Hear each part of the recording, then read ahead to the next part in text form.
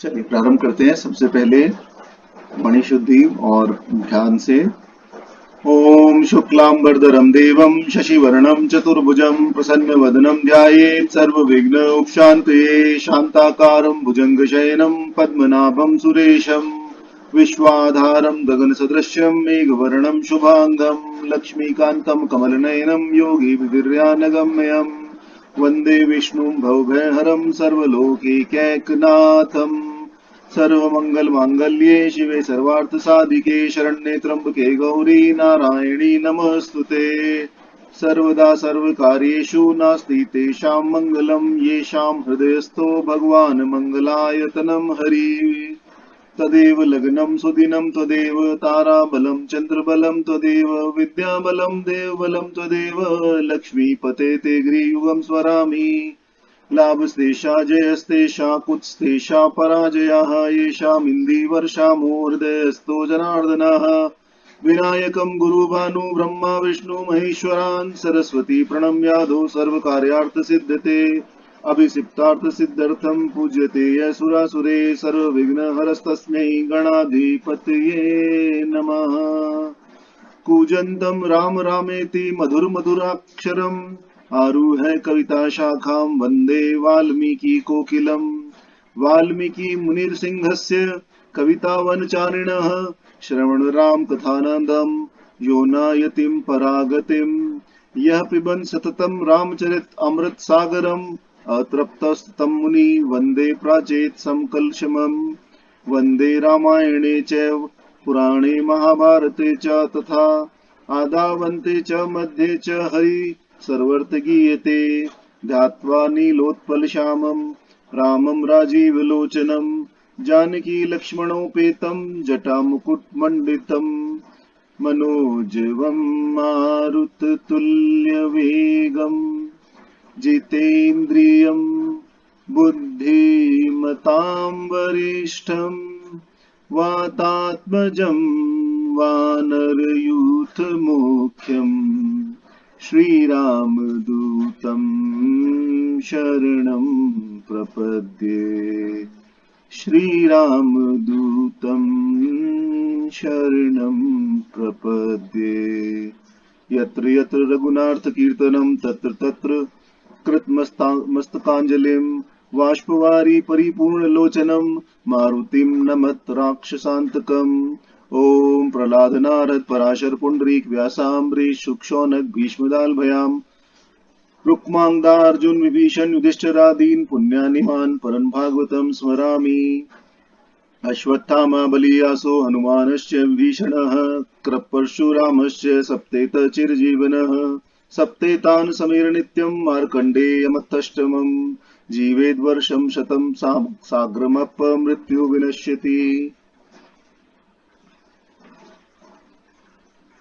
श्री राम राम रघुनंदन राम राम श्री राम राम भरताग्रज राम राम श्री राम राम रण करकश राम राम श्री राम राम रण करकश राम राम श्री राम राम शरणम भव राम राम। श्री रामचंद्र चरणों मनसा स्मरामि श्री रामचंद्र चरणों वत्सा गृहामि श्री रामचंद्र चरणों शिरसा नमामि श्री रामचंद्र चरणों शरणं प्रपद्ये। माता रामो मत्पिता रामचंद्र स्वामी रामो मत्सखा रामचंद्र सर्वसं मे रामचंद्रो दयालु नान्यं जाने न जाने न जाने। श्री राम रामेति रमे रामे मनोरमे सहस्रनामं तत्तुल्यं रामनाम वरानने। श्री राम नाम वरानने। ओम नमः इति। हरे राम राम राम हरे हरे हरे कृष्ण कृष्ण कृष्ण हरे हरे। श्री सीता राम नाम महाराज की जय। जय जय श्री सीता राम। पिछले हफ्ते हमने देखा है किस प्रकार माता कैकेयी ने दशरथ जी से 2 वचन मांगे। ये पहला, भरत जी को अयोध्या का राजा बनाना, और दूसरा श्री राम को 14 वर्ष का वनवास। श्री राम ने पिता की आज्ञा को सहर्ष स्वीकार किया, और स्वीकार करने के पश्चात उन्होंने जाकर अपनी माता कौशल्या से भी सब बातें कह सुनाई। इसके पश्चात सीता जी और लक्ष्मण जी भी उनके साथ जाने के लिए तैयार हुए। श्री राम सीता जी का संवाद हुआ, जिसमें उन्होंने माता सीता को समझाया कि वन में अनेक प्रकार के दुष्ट जीवों से भी सामना करना पड़ेगा तथा अनेक कष्टों को भी सहना पड़ेगा, और क्योंकि तुम राज परिवार से संबंधित हो और अनेकों सुखों में पली बड़ी हो, तो तुम किस प्रकार वन के कष्टों को सह सकोगी। तब सीता माता ने कहा कि या तो मैं आपके साथ चलूंगी या फिर मैं यही प्राण त्याग दूंगी, और जिस भी प्रकार के कष्ट वन में आएंगे वह सब मैं आपके साथ सह लूंगी। यदि आप मेरे साथ हैं तो मेरा जीवन सुखमय है, और यदि आप मेरे साथ नहीं हैं तो मेरे जीवन में किसी प्रकार का कोई सुख नहीं है। तब ऐसा कहने पर भगवान श्री राम ने सीता माता से कहा कि तुम्हारे पास जितने भी अति उत्तम गहने, वस्त्र इत्यादि हों, वह सब ब्राह्मण ब्राह्मणियों को दान कर दो, और वन जाने के लिए मेरे साथ तैयार हो जाओ। इसी प्रकार भगवान श्री राम ने भी अपना समस्त तो इस प्रकार श्री राम ने भी अपना सर्वस्व दान कर दिया, और जब दान कर रहे थे तब एक त्रिजट नाम के ब्राह्मण उनके पास आए और कहा कि मुझे कुछ भी नहीं मिला, मेरी जीविका को कोई साधन नहीं है, मैं निर्धन हूँ, मेरी जीविका नष्ट हो गई है और मैं सदा वन में रहता हूँ इस कारण से, और आप कृपा करके मुझे भी कुछ दान दीजिए, मुझे अभी तक कुछ नहीं मिला है। तब भगवान श्री राम ने आनंद में कहा कि ये डंडा लीजिए, और आपके हाथ में जो दंड है उस दंड को आप पूरा जोर लगाकर फेंकिए, और उस पूरा जोर लगाकर जितनी दूर आपका डंडा जाएगा उतनी दूर तक की भूमि मैं आपको दान में दे दूंगा। उस त्रिजट नाम के ब्राह्मण ने खूब जोर लगाकर वो डंडा फेंका, और इतनी दूर फेंका कि वह सरयू जी के पार पहुंच गया, और सरयू जी के पार पहुंचकर हजारों गायों से भरे हुए गोष्ठ में वह जाकर गिरा। श्री राम ने त्रिजट ब्राह्मण को छाती से लगा लिया, और जितनी भी गायें और जितनी भी भूमि त्रिजट ब्राह्मण के पास आई वह सब उसको दान में दे दी, और कहा कि यह सब मैंने विनोद में कहा था, यदि आप कुछ अन्य चाहते हो तो वह भी मांगिए, मैं वह भी आपको प्रदान करूंगा। त्रिजट मुनि को अत्यंत प्रसन्नता हुई तथा उन्होंने अनेकों आशीर्वाद श्री राम को दिए। अब इसके पश्चात श्री राम माता सीता और लक्ष्मण जी के सहित पिता के दर्शन के लिए दशरथ जी के पास चले और वनवास के लिए उनसे विदा मांगी। इस प्रकार समस्त दान इत्यादि कर्म संपन्न करने के बाद वह वन जाने से पूर्व पिता दशरथ जी के दर्शन करने के लिए आए। उस समय अयोध्या की स्थिति ऐसी थी कि सभी सड़कें मनुष्यों की भीड़ से भरी हुई थी, और सभी दुखी होकर श्री रामचंद्र जी की ओर देख रहे थे कि कहाँ श्री रामचंद्र जी का युवराज के पद पर अभिषेक होना था, और कहाँ अब श्री रामचंद्र जी अपनी पत्नी तथा अपने अनुचर भाई के साथ पैदल ही सड़क पर जा रहे हैं। नागरिक दुखी होकर आवेश में कह रहे थे कि राजा दशरथ ने किसी पिशाच के आवेश में आकर अनुचित बातें की हैं, हम सभी को भी श्री राम का ही अनुगमन करना चाहिए, और यहां से इस नगर का हमें भी परित्याग कर देना चाहिए। यह नगर धूल से भर जाए, और जहां श्री राम जा रहे हैं वह वन ही नगर बन जाए। मनुष्यों के मुंह से इस प्रकार की भांति भांति बातें सुनते हुए श्री राम कैकेयी के भवन में पहुंचे। वहां उन्होंने सुमंत्र जी को दुखी अवस्था में खड़े देखा। जब हम रामचरितमानस की कथा, सुंदरकांड की कथा कह रहे थे, तब हमने देखा, जब उसकी व्याख्या कर रहे थे तो हमने महाराज दशरथ जी के विषय में चर्चा की थी, और हमने देखा किस प्रकार उन्होंने अयोध्या, उत्तरी अयोध्या और दक्षिण अयोध्या दोनों को एक राज्य बनाया, कौशल प्रदेश एक राज्य बनाया, और किस प्रकार अल्प आयु में ही उन्हें राज्य प्राप्त हुआ था, और उसके पश्चात सुमंत्र नाम के मंत्री ने ही उनको अनेकों स्थान पर सहायता की थी, राज्य चलाने में मदद भी की थी।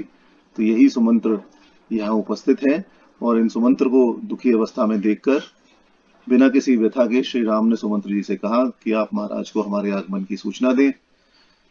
सुमंत्र जी ने तुरंत जाकर महाराज दशरथ को श्री राम के आगमन की सूचना दी। यह सुनकर महाराज दशरथ ने उनसे कहा कि राजभवन की समस्त स्त्रियों को यहाँ बुला लो, मैं चाहता हूं कि सबके सब श्री राम का दर्शन करें और श्री राम को अपना आशीर्वाद दें। उस समय 350 व्रतवती युवतियां, स्त्रियां महारानी कौशल्या को सब ओर से घेर कर उस भवन में गई। फिर दशरथ जी ने श्री राम को लाने की आज्ञा सुमंत्र को दी।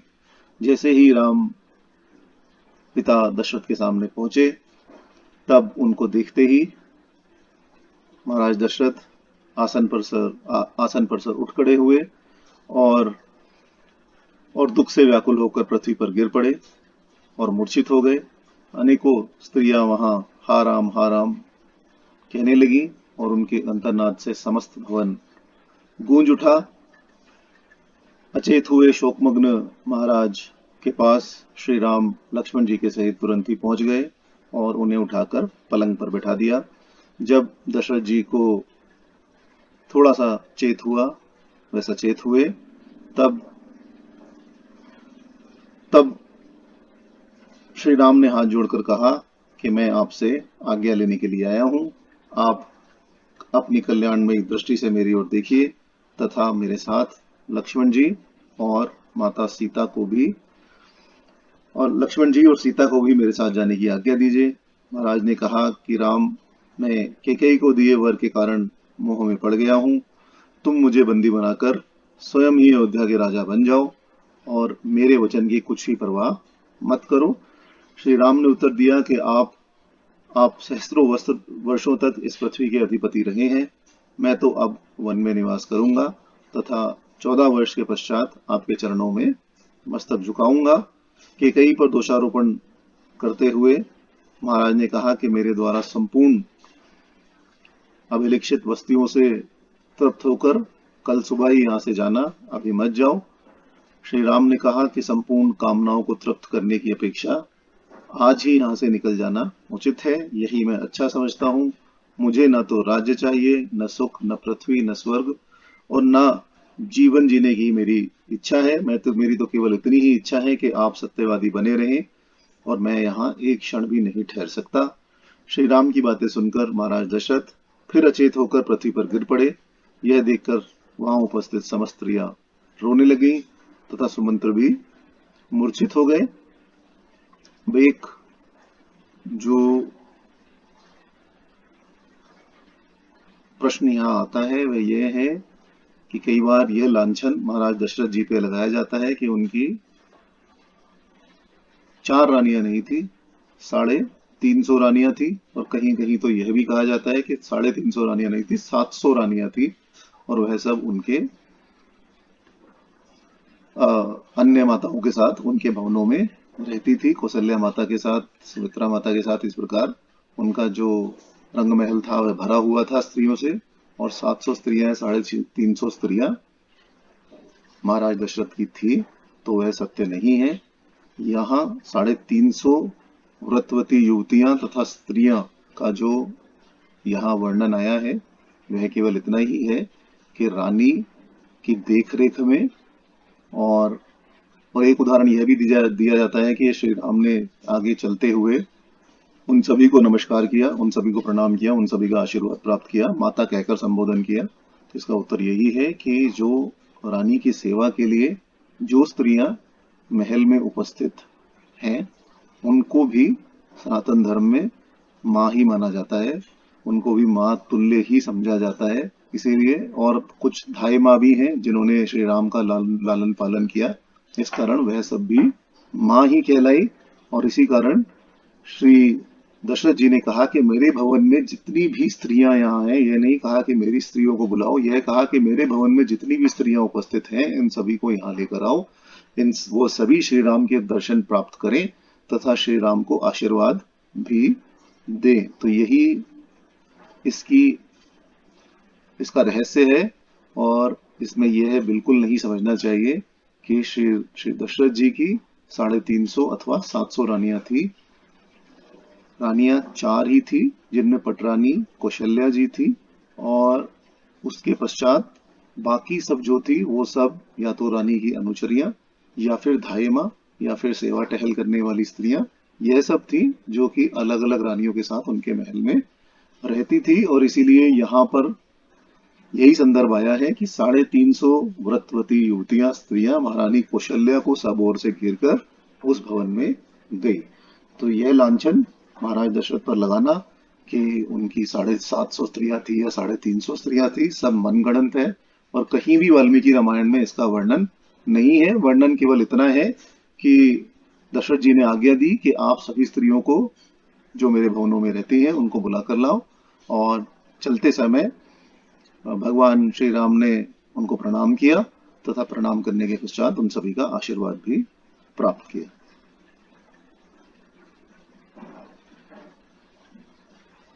सुमंत्र जी को चेतना आने पर सुमंत्र जी के मन में बड़ा संताप हुआ और वे क्रोध के मारे कांपने लगे, और कैकेयी के प्रति कठोरतम शब्दों का प्रयोग करते हुए सुमंत्र जी ने कैकेयी जी से कहा कि तुम्हारी माता का अपने कुल के अनुरूप जैसा स्वभाव था वैसा ही तुम्हारा भी है। तुम्हारी माता के दुराग्रह की बात भी हम जानते हैं। किसी साधु के वर के प्रभाव से तुम्हारे पिता कैकेयी नरेश समस्त प्राणियों की बातें समझ लेते थे। एक दिन वे शैया पर लेटे हुए थे, उसी समय जृणम नामक पक्षी की आवाज उनके कानों में पड़ी। उसे सुनते हुए उसका अभिप्राय समझकर बीच बीच में वे अनेक बार हंसे। तुम्हारी माँ ने समझा कि शायद राजा मेरी हंसी उड़ा रहे हैं और कहा कि आप हंसने का कारण बताइए। तब राजा ने रानी से कहा कि यदि मैं हंसने का कारण बता दूं तो उसी क्षण मेरी मृत्यु हो जाएगी। यह सुनकर रानी ने कहा कि तुम जियो या मरो, मुझे इससे कोई मतलब नहीं है, मुझे तो केवल अपने हंसने का कारण बता दो। भविष्य में तुम मेरी हंसी नहीं उड़ा सकोगे।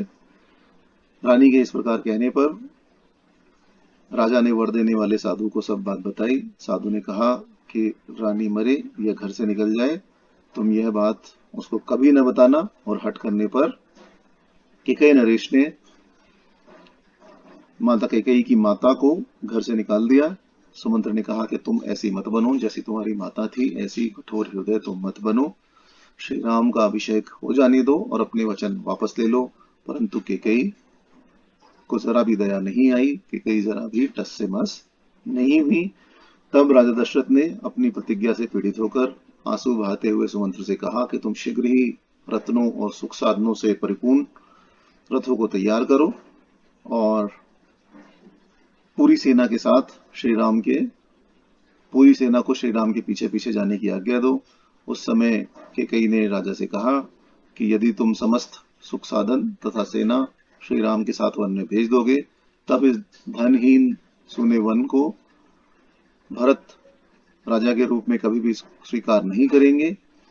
और महाराज दशरथ के आदेश या रोष के साथ कैकेयी प्रतिवाद करने लगी। उस समय राजा दशरथ ने कहा कि तुझे मेरे या अपने हित का बिल्कुल भी ज्ञान नहीं है। अब मैं अपना राज्य, धन, सुख इत्यादि समस्त छोड़कर श्री राम के पीछे चला जाऊंगा। उस समय श्री राम ने राजा दशरथ से विनीत होकर कहा कि राजन, मैं भोग का परित्याग कर चुका हूँ, यह सभी वस्तुएं भरत को अर्पित करने की मैं अनुमति देता हूँ। मेरे लिए तो माता कैकेयी की दासियां चीर ला दें। कैकेयी उस समय इतनी उत्साहित थी श्री राम को वन में भेजने के लिए कि वे स्वयं ही जाकर चीर वस्त्र ले आई और श्री राम से कहा कि लो पहन लो। श्री राम ने मुनियों के से वस्त्र धारण किए, लक्ष्मण ने भी उनका अनुसरण किया तथा लक्ष्मण जी ने भी चीर वस्त्र धारण किए, और सीता जी ने कैकेयी के हाथ से चीर वस्त्र, वलकल वस्त्र लेकर श्री राम से पूछा कि हे नाथ, वनवासी मुनि लोग चीर कैसे बांधते हैं? तब श्री राम स्वयं ही सीता माता के वलकल वस्त्र बांधने लगे। निवास की स्त्रियों ने आंसू बहाते हुए कहा कि श्री राम को वनवास की आज्ञा दी गई है तथा लक्ष्मण जी स्वयं ही उनके अनुचर बनकर उन्हीं के समान आचरण कर उनके साथ जा रहे हैं, परंतु सीता जी को इस प्रकार वनवास की आज्ञा नहीं दी गई है, इसलिए सीता जी को यहीं रहने दो। वह अब श्री राम की ओर से राज्य करेंगी और जब श्री राम वापस आ जाएंगे तब श्री राम को पुनः राजा के पद पर अभिषिक्त कर दिया जाएगा। यदि सीता माता बन गई तो हम सब भी चले जाएंगे तथा भरत भी राज्य लेना कभी स्वीकार नहीं करेंगे।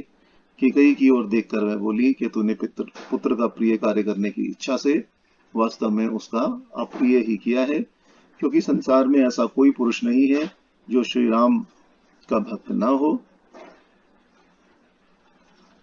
स्त्रियों के इस प्रकार कहने पर वशिष्ठ जी ने माता सीता को चीर पहनने से मना कर दिया, परंतु सीता जी पति के समान ही वेशभूषा धारण करने की इच्छा रखकर विरत नहीं हुई।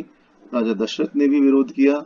उस समय श्री राम ने कहा, दशरथ जी से कहा कि राजन, मेरी माता अब वृद्धा हो चली है, अतः आप सब सदा ही उनका सम्मान कीजिएगा और किसी प्रकार का दुख उनको मत दीजिएगा।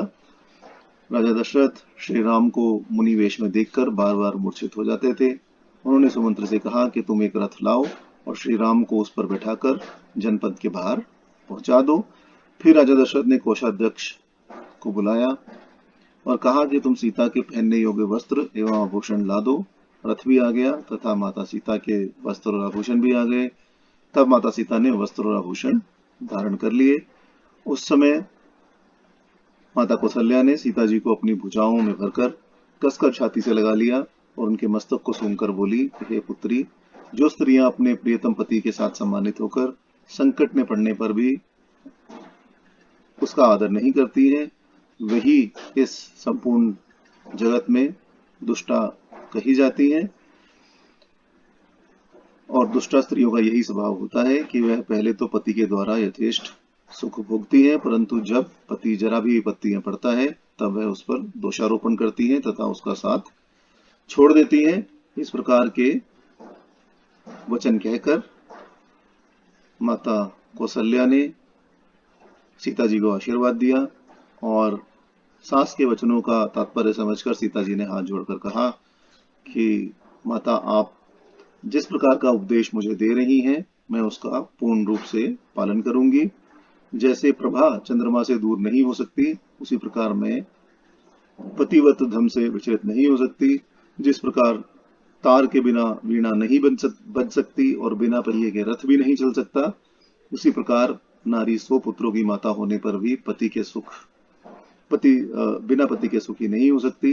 पिता, भ्राता और पुत्र यह परिमित सुख प्रदान करते हैं, परंतु पति तो अपरिमित सुख प्रदान करता है। तो ऐसी कौन स्त्री है जो पति का सत्कार नहीं करेगी? इस प्रकार कहने पर भगवान श्री राम ने मां कौशल्या को सांत्वना दी और माता और मां सहित वहां उपस्थित समस्त माताओं को प्रणाम किया। तो यहाँ यह संदर्भ आता है कि भगवान श्री राम ने वहां उपस्थित समस्त माताओं को प्रणाम किया। कारण मैं आपको बता चुका हूं। कारण यही है कि धाय मां को भी मां कहा जाता है तथा जो भी माता की सेवा करने वाली अनुचरियां महल में उपस्थित होती हैं, उन सभी को भी मां के तुल्य ही समझा जाता है। इसी वजह से यहाँ भगवान श्री राम ने मां सहित वहां उपस्थित समस्त माताओं को प्रणाम किया। उस समय वहां भारी विलाप होने लगा। उसके बाद श्री राम ने पिता और माताओं के चरणों की वंदना की और सुमित्रा जी ने अपने पुत्र लक्ष्मण से कहा कि तुम्हें यह अतुल्य अवसर श्री राम की सेवा करने का मिला है। उनकी सेवा में कभी भी प्रमाद न करना, सदैव उनकी सेवा में तत्पर रहना। इसके बाद माता सीता, श्री राम तथा लक्ष्मण जी रथ पर सवार हो गए। उस समय अयोध्या में महान कोलाहल मच गया तथा अनेकों स्त्री पुरुष मार्ग पर ही मूर्छित हो गए। अयोध्या के सभी जन, चाहे वो बालक, वृद्ध, स्त्री, पुरुष कोई भी हो, सभी श्री राम के पीछे दौड़े। श्री राम सुमंत्र को शीघ्र रथ हाँकने के लिए कहते थे, परंतु जन समुदाय उन्हें बार बार मार्ग में रोक लेता था, इसलिए रथ आगे नहीं बढ़ पा रहा था। दशरथ तथा उनकी रानियां करुण क्रंदन करने लगी। श्री राम ने पीछे घूमकर देखा तो उन्होंने महाराज दशरथ और कौशल्या को पैदल ही राजमार्ग में उनके पीछे पीछे आते हुए देखा। तब उन्होंने सुमंत्र जी से कहा कि रथ को शीघ्र हाँकिए। और उस समय कौशल्या माता हा राम, हा लक्ष्मण, हा सीता कहते हुए रथ के पीछे पीछे दौड़ रही थी। राजा दशरथ भी सुमंत्र को ठहरने के लिए कह रहे थे, परंतु श्री राम कहते थे कि आगे बढ़ो और रुको मत। रथ का पीछा करने में जब राजा व रानी असमर्थ हो गए, तब नागरिक श्री राम के पीछे पीछे दौड़ते हुए चल पड़े। अयोध्या का उस समय समस्त कार्य रुक गया और राजा दशरथ विषादग्रस्त होकर पृथ्वी पर गिर पड़े। उस समय उन्हें सहारा देकर कौशल्या माता उनके दाहिने भाग के पास आई तथा कैकेयी जी ने उनको वाम भाग में सहारा दिया। कैकेयी जी को देखकर राजा बोले कि तुम मेरे अंगों का स्पर्श मत करो, तुम मेरी भार्या नहीं हो। तेरा पुत्र भरत भी यदि राज्य पाकर प्रसन्न हो तो वह भी मेरे श्राद्ध में जो कुछ पिंड या जल दान करे वह भी मुझे प्राप्त न हो। कौशल्या राजा को उठाकर राजभवन की ओर लौटी। महाराज दशरथ विलाप करने लगे तथा भवन के पास पहुंचे। भवन के पास पहुंचने पर उन्होंने द्वारपालों से कहा कि मुझे शीघ्र ही श्री राम की माता कौशल्या के घर में पहुंचा दो। द्वारपालों ने उन्हें कौशल्या माता के भवन में पहुंचा दिया, जहां वे लगातार विलाप करते रहे। आधी रात के समय उन्होंने कौशल्या से कहा कि मेरी दृष्टि श्री राम के साथ चली गई, अब मैं देख पाने में सक्षम नहीं हूं। एक बार अपने हाथ से मेरे शरीर का स्पर्श कर कर देखो कि मुझ में चेतना भी है अथवा नहीं है। तब माता कौशल्या भी विलाप करने लगी। महारानी कौशल्या ने इस प्रकार का विलाप किया तथा कैकेयी और राजा दशरथ के विषय में अनेक बातें कही। उस समय लक्ष्मण जी की माता सुमित्रा जी ने कौशल्या से कहा कि आपका पुत्र राम उत्तम गुणों से युक्त और पुरुषों में श्रेष्ठ है, उसके लिए इस प्रकार का विलाप करना और रोना व्यर्थ है। श्री राम के पीछे पीछे जो प्रजाजन जा रहे थे, उन्होंने श्री राम से लौटने के लिए बहुत प्रार्थना की और श्री राम ने कहा कि आप लोगों का जो प्रेम और प्रीति मेरे प्रति है, वही प्रेम और प्रीति आप भरत के लिए भी रखना। और फिर उन्होंने भरत जी के अनेक गुण पूर्ववासियों को बताए, अयोध्या वासियों को बताए। उनमें से अनेक ब्राह्मण थे जो ज्ञान अवस्था और तपोबल में बड़े थे। उन्हें देखकर श्री राम ने कहा कि आपको वन में नहीं जाना चाहिए। वृद्ध ब्राह्मणों को इस प्रकार से दुखी देखकर प्रभु श्री राम भी अपने रथ से नीचे उतर आए तथा उनके साथ पैदल ही चल पड़े। तब उन ब्राह्मणों ने कहा कि समस्त पूर्ववासी, समस्त अयोध्यावासी तुम्हारे साथ चल रहे हैं तथा संपूर्ण साध समाज भी तुम्हारे साथ ही जा रहा है, इसलिए हम भी तुम्हारे साथ चलेंगे। हम यहाँ रहकर क्या करेंगे? फिर भी जब श्री राम नहीं रुके तो वह ब्राह्मण बोले कि बहुत से ब्राह्मणों ने यज्ञ आरंभ कर दिया है, अब इन यज्ञों की समाप्ति तुम्हारे लौटने पर ही निर्भर है। श्री राम और आगे बढ़ते गए तथा तमसा नदी के तट पर पहुंच गए। वहां पहुंचकर सुमंत्र जी ने घोड़ों को रथ से मुक्त कर दिया तथा उन्हें टहलने के लिए छोड़ दिया। इसके बाद रात्रि में श्री राम ने तमसा नदी के तट पर ही विश्राम किया।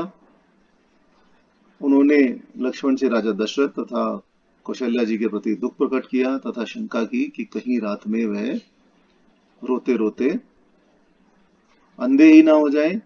फिर भी श्री राम ने भरत के गुणों की प्रशंसा की रात्रि बीतने के कुछ समय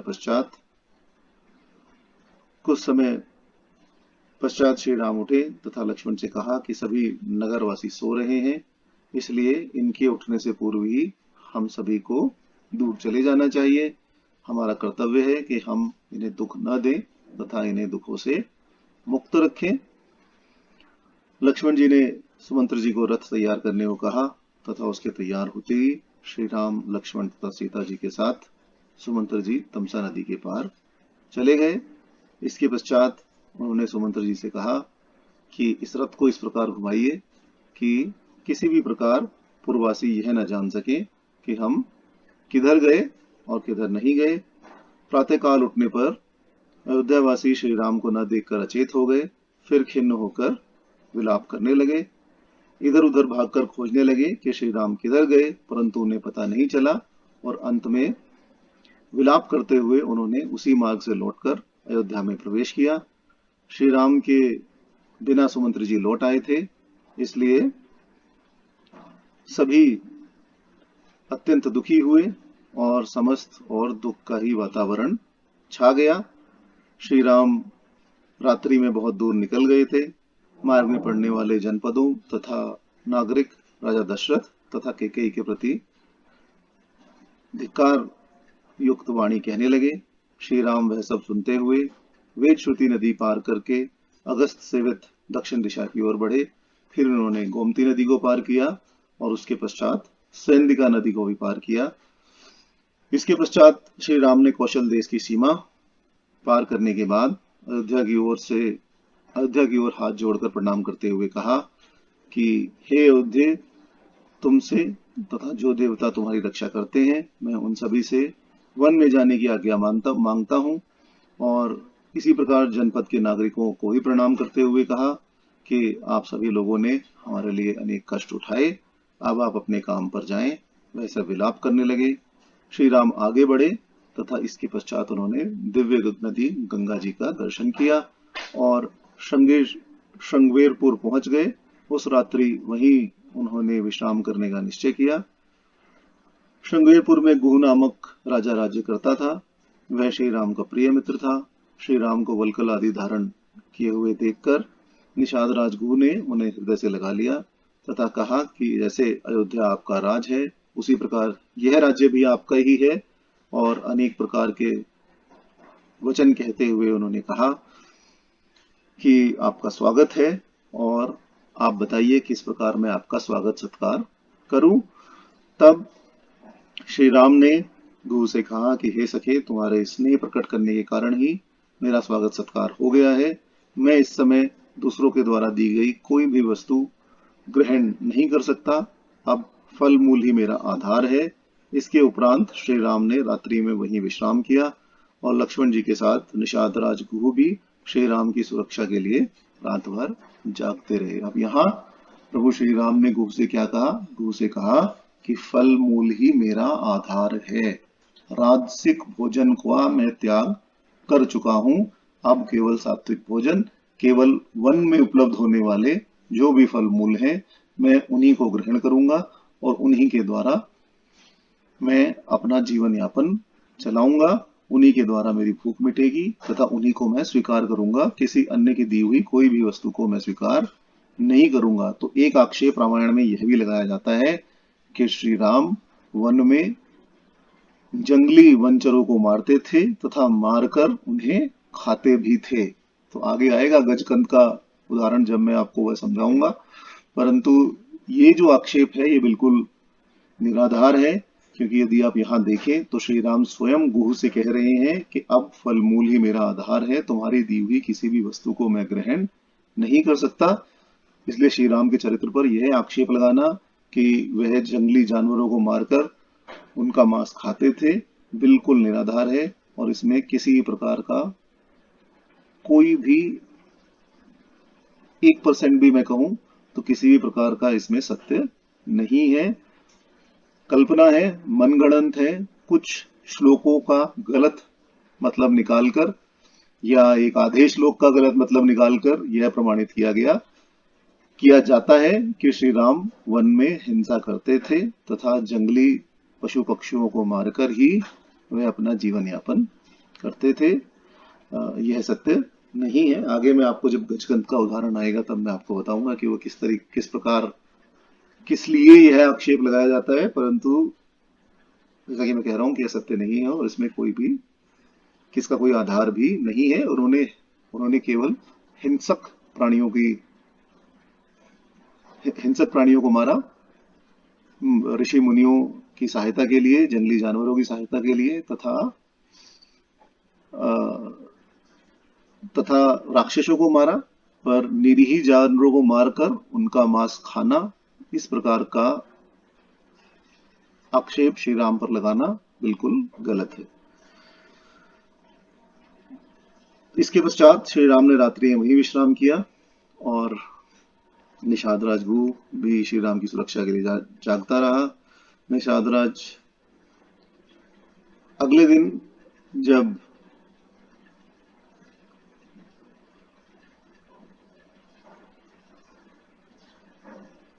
जब श्री राम उठे तो श्री राम ने गुरु से नाव मंगाने की आज्ञा दी और लक्ष्मण जी से कहा कि हमें अब गंगा नदी के उस पार चले जाना चाहिए। उनके इस प्रकार के मन के भावों को जानकर निषाद राज ने एक सुंदर सी नाव का प्रबंध किया और उस समय सुमंत्र जी ने पूछा कि प्रभु आप बताइए कि मेरे लिए क्या आज्ञा है, मुझे क्या करना चाहिए। तब श्री राम ने सुमंत्र जी से कहा कि आप अयोध्या वापस लौट जाइए तथा पिताजी की देखभाल कीजिए। पिताजी के साथ उचित व्यवहार करने के अनेक परामर्श उन्होंने सुमंत्र जी को दिए। अपनी सब माताओं को कुशल समाचार कहने के लिए कहा और परामर्श दिया कि राजा दशरथ तुरंत ही भरत जी को बुला ले। साथ ही उन्होंने यह भी कहा कि भरत जी को भी यही कहना कि वह समान रूप से सभी माताओं के प्रति व्यवहार करें। सुमंत्र जी अनेक प्रकार के विलाप करने लगे, परंतु श्री राम ने उन्हें लौटने की ही आज्ञा दी तथा गो से कहा कि अब तुम वट वृक्ष का दूध मंगा दो, मैं अपने केशों में लगाकर अपने केश को जटा बनाऊंगा और जटा धारण कर मैं गंगा नदी के पार जाऊंगा, क्योंकि अब मुझे 14 वर्ष वन में ही रहना है। श्री राम तथा लक्ष्मण जी के साथ नाव पर आरूढ़ होकर वे गंगा नदी के पार पहुंचे। गंगा जी को तीनों ने प्रणाम किया और नाविक से नाव चलाने का आदेश दिया। गंगा जी के बीच में पहुंचकर सीता माता ने हाथ जोड़कर गंगा जी से प्रार्थना की कि आप ऐसी कृपा हमारे ऊपर बनाए रखिए ताकि आपसे सुरक्षा प्राप्त कर श्री राम पिता की आज्ञा का पालन कर सुरक्षित अयोध्या को लौट सके। वनवास का समय पूर्ण होने के पश्चात मैं आपकी यथाविधि पूजा करूंगी। किनारे पहुंचने पर श्री राम ने नाव छोड़ दी तथा आगे का प्रस्थान किया। उन्होंने लक्ष्मण से कहा कि निर्जन वन में सीता जी की रक्षा के लिए सावधान रहो, तुम आगे चलो, सीता तुम्हारे पीछे चले तथा मैं सबसे पीछे रहकर सबकी रक्षा करूंगा। सुमंत्र जब तक श्री राम दिखाई देते रहे, वन में ओझल न हो गए, तब तक वहीं खड़े रहे, उन्हीं की ओर दृष्टि लगाए रहे, परंतु जब श्री राम ओझल हो गए तो उन्हें अत्यंत पीड़ा हुई। आगे बढ़ते हुए श्री राम वत्स प्रदेश प्रयाग में जा पहुंचे। उसके पश्चात जब उन्हें भूख लगी तो कंदमूल आदि लेकर सायंकाल के लिए ठहरने के लिए वह एक वन के नीचे चले गए।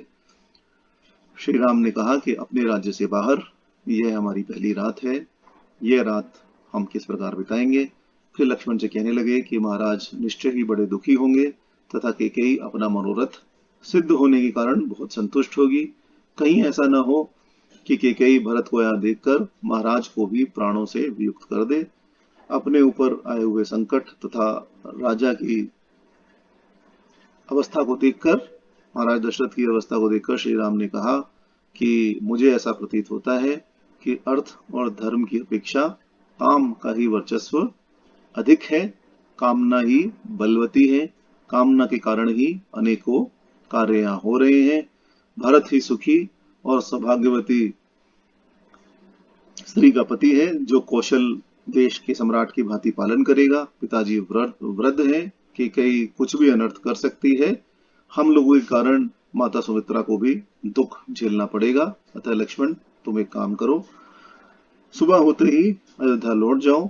फिर उन्होंने अपनी माता के दुखों का वर्णन किया और कहा कि यदि मैं कुपित हो जाऊं तो अकेले ही अयोध्यापुरी तथा समस्त भूमंडल को निष्कंटक बनाकर अपने अधिकार में ले सकता हूं, परंतु पारलौकिक हित साधन में बल पराक्रम कारण नहीं होता। मैं अधर्म और परलोक के हेतु से डरता हूँ। इस प्रकार की अनेक बातें कहते हुए उन्होंने करुणाजनक विलाप किया। उस समय लक्ष्मण ने कहा कि आप जो इस प्रकार संतप्त हो रहे हैं वह आपके लिए कदापि उचित नहीं है। आप मुझे तथा सीता जी को भी दुख में डाल रहे हैं। आपके बिना मैं और सीता जी 2 घड़ी भी जीवित नहीं रह सकते। और इसके पश्चात श्री राम ने लक्ष्मण जी को वनवास के संपूर्ण वर्षों तक वन में रहने की अनुमति दे दी। रात्रि व्यतीत होने पर वह उस स्थान से आगे को चले जहां गंगा जी में यमुना मिलती है, अर्थात गंगा यमुना के संगम प्रयागराज में पहुंचे और वहां जाने के लिए उन्होंने यात्रा प्रारंभ की। जब दिन समाप्त हो गया तो श्री राम ने लक्ष्मण से कहा कि प्रयाग के पास भगवान अग्निदेव की ध्वजा रूप उत्तम धुआं उठाई दिखाई दे रहा है। इससे पता चलता है कि मुनिवर भारद्वाज यही है। इस प्रकार बात करते हुए वह भारद्वाज मुनि के आश्रम पर पहुंच गए। अब आप देखेंगे कि वाल्मीकि रामायण, जैसा कि मैंने आपको पहले कहा था कि वाल्मीकि रामायण और तुलसीदास जी कृत रामचरितमानस में अंतर यही है कि तुलसीदास जी ने मुख्य मुख्य पात्रों तथा मुख्य मुख्य बातों को उठाकर उनका विधिवत चित्रण किया है, परंतु वाल्मीकि रामायण में इस प्रकार प्रतीत होता है कि यह आंखों देखा हाल है। तो जो वर ब्रह्मा जी से वाल्मीकि जी को प्राप्त हुआ था कि आप सभी प्रकार की घटनाएं संपूर्ण रूप से देख पाएंगे, वैसा ही उसी प्रकार वाल्मीकि जी ने इस संपूर्ण रामायण को लिखा है। अभी आप, ये तो बहुत संक्षेप में है जो मैं आपको बता रहा हूं। वाल्मीकि रामायण में तो और भी अधिक विस्तार से इसका वर्णन किया गया है।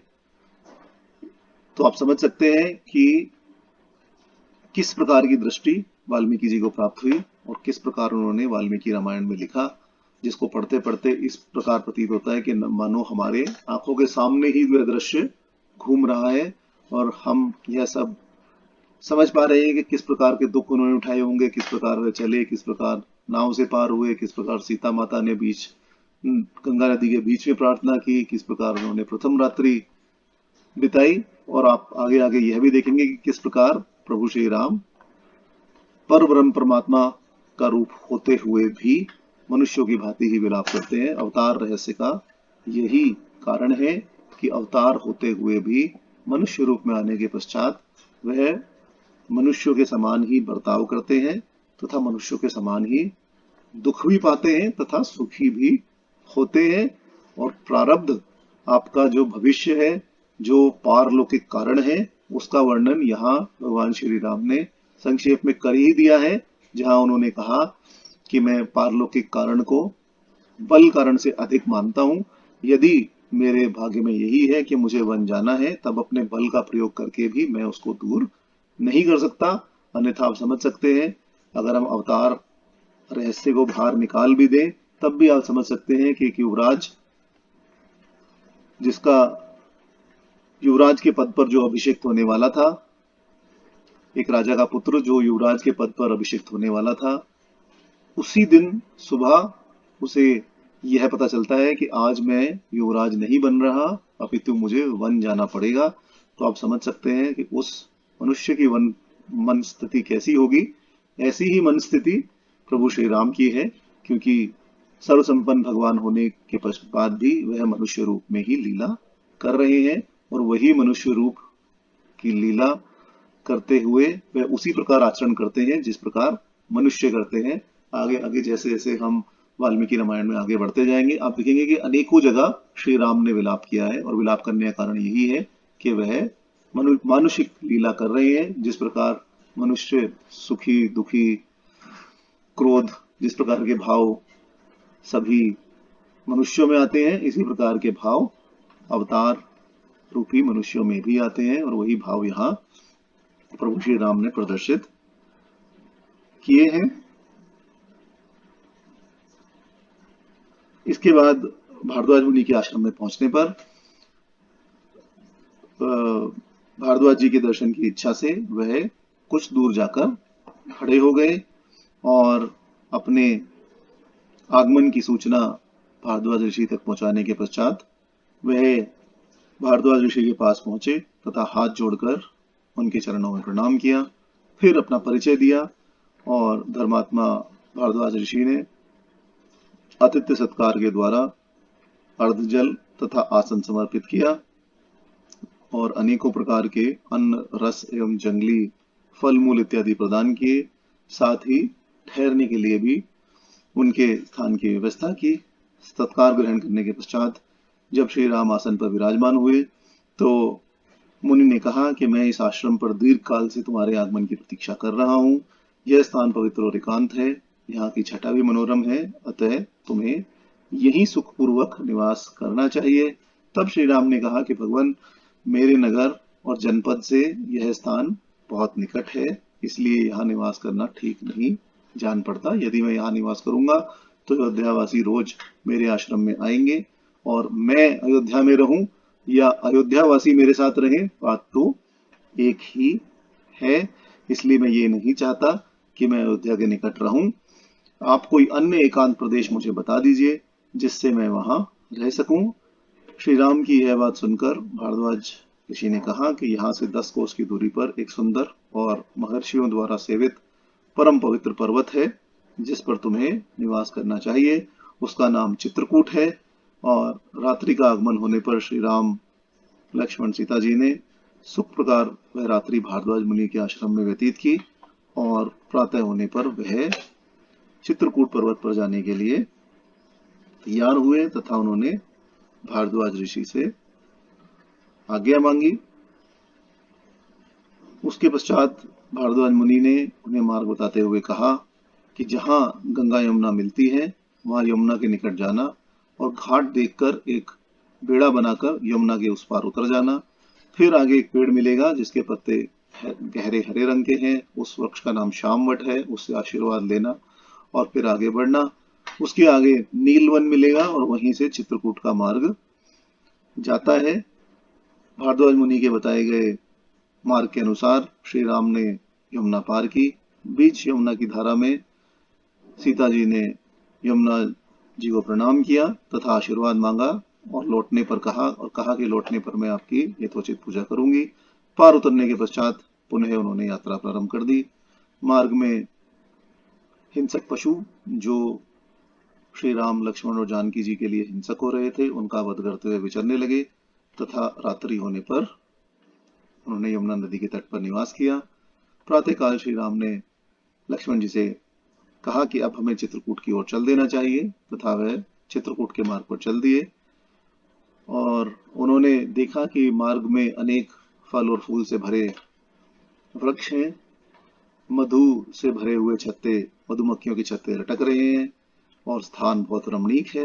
और फिर आगे जाकर उन्होंने चित्रकूट पर्वत देखा और चित्रकूट पर्वत पर पहुंचकर उन्होंने लक्ष्मण जी से कहा कि जहां की भूमि समतल हो वहीं पर हम लोग आनंद से विचरेंगे। और आगे बढ़ते हुए वे चित्रकूट पर जा पहुंचे। वहां पहुंचकर श्री राम ने कहा कि इस पर्वत पर अनेक महात्मा मुनि निवास करते हैं, हम भी यहीं निवास करेंगे। ऐसा निश्चय कर उन्होंने महर्षि वाल्मीकि के आश्रम में प्रवेश किया और उनके चरणों में मस्तक झुकाया। महर्षि बड़े प्रसन्न हुए तथा उनका यथोचित स्वागत किया। श्री राम ने अपना परिचय दिया और लक्ष्मण जी से कहा कि तुम वन में जाकर कुछ लकड़ियां ले आओ और रहने के लिए एक पर्ण कुटी तैयार करो। लक्ष्मण जी ने कुटी बना ली। वह देखने में बड़ी सुंदर लगती थी। उसे तैयार हुआ देखकर श्री राम ने लक्ष्मण से कहा कि हे सुमित्रा कुमार, हमें गज कंद का गूदा लेकर उसी से पर्णशाला के अधिष्ठात्र देवताओं का पूजन करना चाहिए, क्योंकि दीर्घ जीवन की इच्छा करने वाले पुरुषों को किसी भी नए घर में अथवा कुटी में रहने के से पहले वास्तु शांति अवश्य करनी चाहिए। इसलिए हमारे पास यहाँ और अन्य कुछ तो है नहीं, गजकंद के गूदे से हम यहाँ अधिष्ठात्र देवताओं का पूजन करेंगे और पर्णशाला में सुख पूर्वक निवास करने की इच्छा उनसे मांगेंगे। जो हमारी इच्छा है तुम शीघ्रता करो, यह सम्मुहूर्त है और यह दिन भी अत्यंत शुभ है। लक्ष्मण जी गजकंद लेकर आए और गजकंद को प्रज्वलित अग्नि में डाल दिया। अब आप यहाँ ध्यान से सुनिएगा कि गजकंद रक्त विकार का नाश करता है, अतः यहाँ रक्त शब्द भी आया है वाल्मीकि रामायण में और कहा गया है कि रक्त विकार का नाश करने वाले उस गजकंद को पका हुआ जानकर लक्ष्मण जी ने श्री राम से कहा कि मेरे द्वारा यह संपूर्णतः पका दिया गया है, अब आप वास्तु देवताओं का यजन कीजिए क्योंकि आप इस कर्म में कुशल हैं। श्री राम ने संक्षेप से उन सभी मंत्रों का पाठ और जप किया जिससे वास्तु यज्ञ की पूर्ति हो जाती है। समस्त देवताओं का पूजन और पवित्र भाव से श्री राम ने पूजन करने के पश्चात पवित्र भाव से श्री राम ने पर्णकुटी में प्रवेश किया। अब आप यदि गजकंद को अंग्रेजी में क्या कहा जाता है? गजकंद को अंग्रेजी में कहा जाता है एलिफेंट फुट। आपने देखा हुआ है वो काले रंग का गोल सा फ्रूट टाइप होता है गजकंद, हिंदी में मुझे नहीं पता उसे क्या बोलते हैं, पर कचालू टाइप जो होता है। और उस गजकंद को यदि आप अंग्रेजी में बोले तो अंग्रेजी में गजकंद बनता है एलिफेंट फुट। तो श्री राम, इफ आई से in English, and Shri Ram asked Lakshman ji to bring elephant foot from somewhere, and then he cooked that elephant foot in the fire, and when that elephant foot was cooked, then he used the meat of the elephant foot and offered it to all the deities, local deities, Vastu Devta, and then he entered the small hut which Lakshman ji has made. अब आप समझ सकते हैं कि जैसे ही मैंने अंग्रेजी में कहा तो अर्थ का अनर्थ हो गया और संपूर्ण वाक्य का अर्थ ही बदल गया। संपूर्ण वाक्य का अर्थ ये हो गया कि लक्ष्मण जी कहीं से हाथी का पैर लेकर आए और हाथी के पैर को उन्होंने यज्ञ की अग्नि में डाल दिया और यज्ञ की अग्नि में डालने के पश्चात उनका जो गूदा था, जो मीट था, जिसे अंग्रेजी में मीट ही कहा जाता है, पल्प बहुत कम यूज होता है, आप जनरली देखेंगे तो जब भी कहा जाता है तो यही कहा जाता है take out the skin, remove the skin and take out the meat. So that is where the problem comes. The moment we translate it into any other language, the main essence of what has been said basically goes, because if we are only doing word to word translation, then we are really not getting into that what was the intention of Valmiki ji while writing this and what actually Sri Ram and Lakshman did in that forest when they entered the forest. So तो इसलिए इस प्रकार के बहुत सारे reference सनातन धर्म शास्त्रों में हैं और कारण उसका केवल इतना है कि किसी महानुभाव ने अंग्रेजी में उसका अनुवाद किया और कि कोई एक और महाराज था, उस महाराज ने अंग्रेजी से उसका हिंदी में अनुवाद किया और as a result of it, या किसी और लैंग्वेज में उसका अनुवाद किया और as a result of it जो गजकंद का रेफरेंस है वो ये बन गया कि एलिफेंट फुट श्री राम ने मंगाया और उसके मीट से वास्तु देवताओं की पूजा की। तो आप समझ सकते हैं कि कितना अर्थ का अनर्थ है और इस प्रकार का अनर्थ अनेकों जगह धर्मशास्त्रों में किया गया है। आप यदि शतपथ ब्राह्मण देखें तो शतपथ ब्राह्मण का अगर आप भाष्य देखेंगे तो भाष्य आपको मिलेगा ही नहीं।